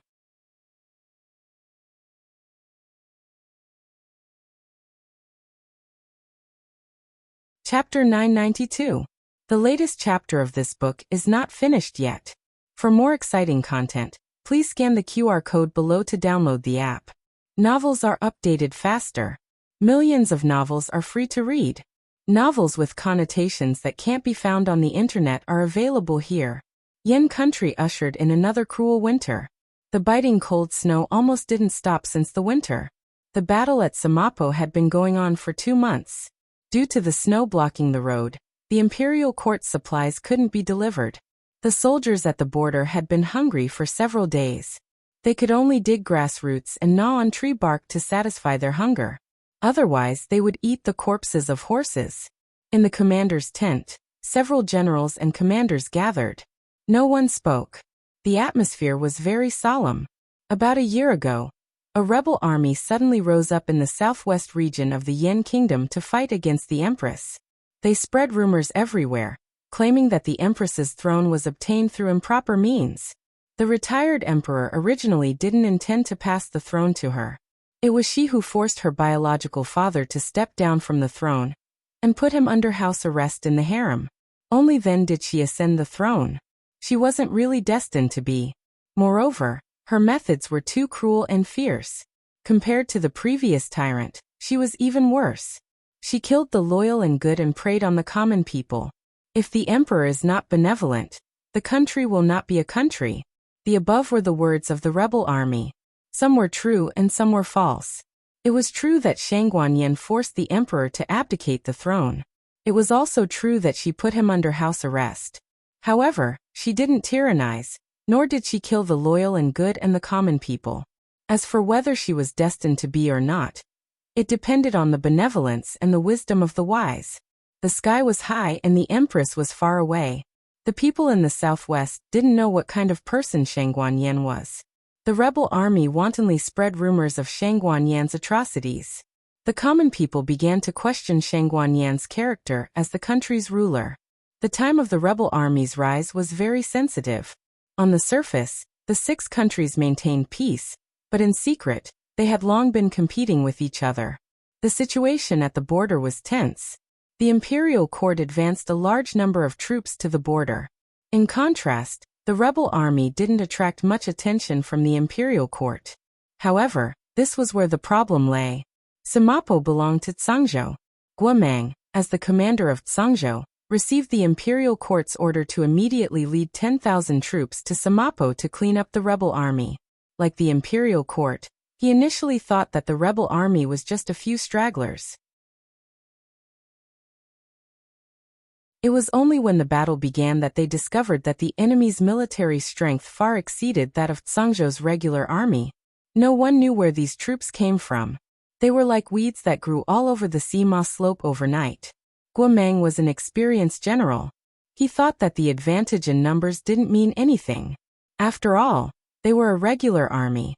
The soldiers had the strongest physique and quality. The barracks were also equipped with the most powerful supplies and weapons. It was only a matter of time before they won. It was only when they started fighting that Guomang realized something was off. These rebels are really good at fighting. Moreover, their equipment and armor were as hard as those of the regular army. Both sides fought and Guomang suffered defeat after defeat. Not only did he fail to take down the rebel army's base, but he also lost a city. This city did not have a city wall, and the nearby Sima slope was a strategic location that could be attacked and defended. Guomang changed his previous aggressive fighting style and adopted a roundabout strategy. Originally, he wanted to stall for time while waiting for reinforcements from the neighboring Yunzhou to arrive. Unfortunately, the snow had sealed off the mountain. Not to mention reinforcements, they couldn't even transport rations over. The soldiers were cold and hungry, and the wounded soldiers couldn't get medical treatment. The morale of the army was at an all-time low. Guomang called his deputies over today to discuss the next step of the plan. The soldiers can't hold on any longer. This was Guomang's first sentence. No one in the tent could refute it. This time, they had been careless and underestimated the enemy. They didn't expect the Zhangzhou rebel army to be so difficult to deal with. Misfortune never comes alone. The snow had sealed off the mountain, making it impossible for rations and reinforcements to arrive. Did the heavens want them dead? I have a plan here, Guomang said seriously. Everyone was not in the mood. They had suffered too many defeats and their confidence had long been shattered. Guomang understood what everyone was thinking. In fact, he was the one who had collapsed the most. As the main general of this battle, he couldn't escape the blame. The others could say that they were following orders, and that they had to fight however the higher-ups wanted them to. But could Guomang comfort himself like that? Obviously not. He spent a great deal of effort to stabilize his emotions that were on the verge of collapse. He licked his cracked and bleeding lips and said, "The enemy's military strength is more than twice our military strength. In addition, they have sufficient rations and combat power. We can't attack them directly." There was silence in the tent, as if no one was listening to his words. Guomang looked at the falling snow outside the tent and continued, "We will attack the rebel camp at night and capture, or take Zhou Chongyue's head." Zhou Chongyue, the rebel army's leader. It was said that this person was born with superhuman strength, great martial arts, courage, and wisdom. He was the one who had used less than a year to expand a weak rebel army into a force of 20,000 soldiers. Taking his head was easier said than done. Fortunately, spies had sent news not long ago that Zhou Chongyue had accidentally fallen off his horse during training. He was trampled by the horse's hooves and was heavily injured. This was a good opportunity for them to severely injure Zhou Chongyue. Guomang looked at everyone solemnly and said, "I know this mission is difficult, but this is our only way out. Zhou Chongyue is injured. If we don't kill him now, we won't have another chance. Once he recovers and leads his troops to attack us, we won't be able to resist. No, we don't have to wait until that day. All of us will starve to death and freeze to death here. Since we're going to die anyway, why not die on the battlefield? Killing one is worth it. Killing two is worth it. At least we won't be ashamed to face our ancestors when we reach the netherworld. We didn't waste our time in this world." These words didn't mean much to ordinary people, but in the hearts of every loyal soldier, it ignited their last shred of fighting spirit. They weren't afraid of death. What they were afraid of was not being able to die a worthy death. The snow was getting heavier. It was the perfect weather for a sneak attack. The rebel army probably wouldn't have dreamed that the Zhangzhou army, who were already starving, would dare to attack them on such a snowy night. This was simply suicidal. Guomang calmly selected the 100 most powerful soldiers. Everyone didn't eat dinner, and gave the last of the grass and horse meat to these 100 warriors. In tonight's battle they would either win or die trying. After filling their stomachs a little, Guomang personally led 100 soldiers to attack. Before leaving, he appointed Deputy General Lin as the reserve commander. If he didn't return, Deputy General Lin would continue to lead everyone into battle. The group of people rode their horses into the night, braving the goose feather like snow. They took a long detour through the east side of the forest, past the frozen lake, and all the way to the right wing of the rebel camp. Everything went smoothly.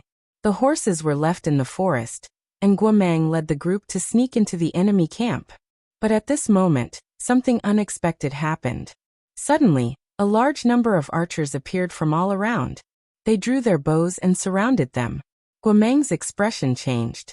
Soon after, a wild laughter came from behind. The archers automatically opened up a path for a man in his 30s. He wore armor, had a tall and sturdy body, and had a full beard. He strode toward Guomang. He stopped about 10 steps away from Guomang. Guomang took a closer look, and was instantly dumbfounded. "Zhou Chongyue.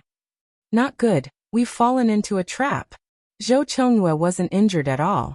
He purposely released false information to lure Guomang to attack.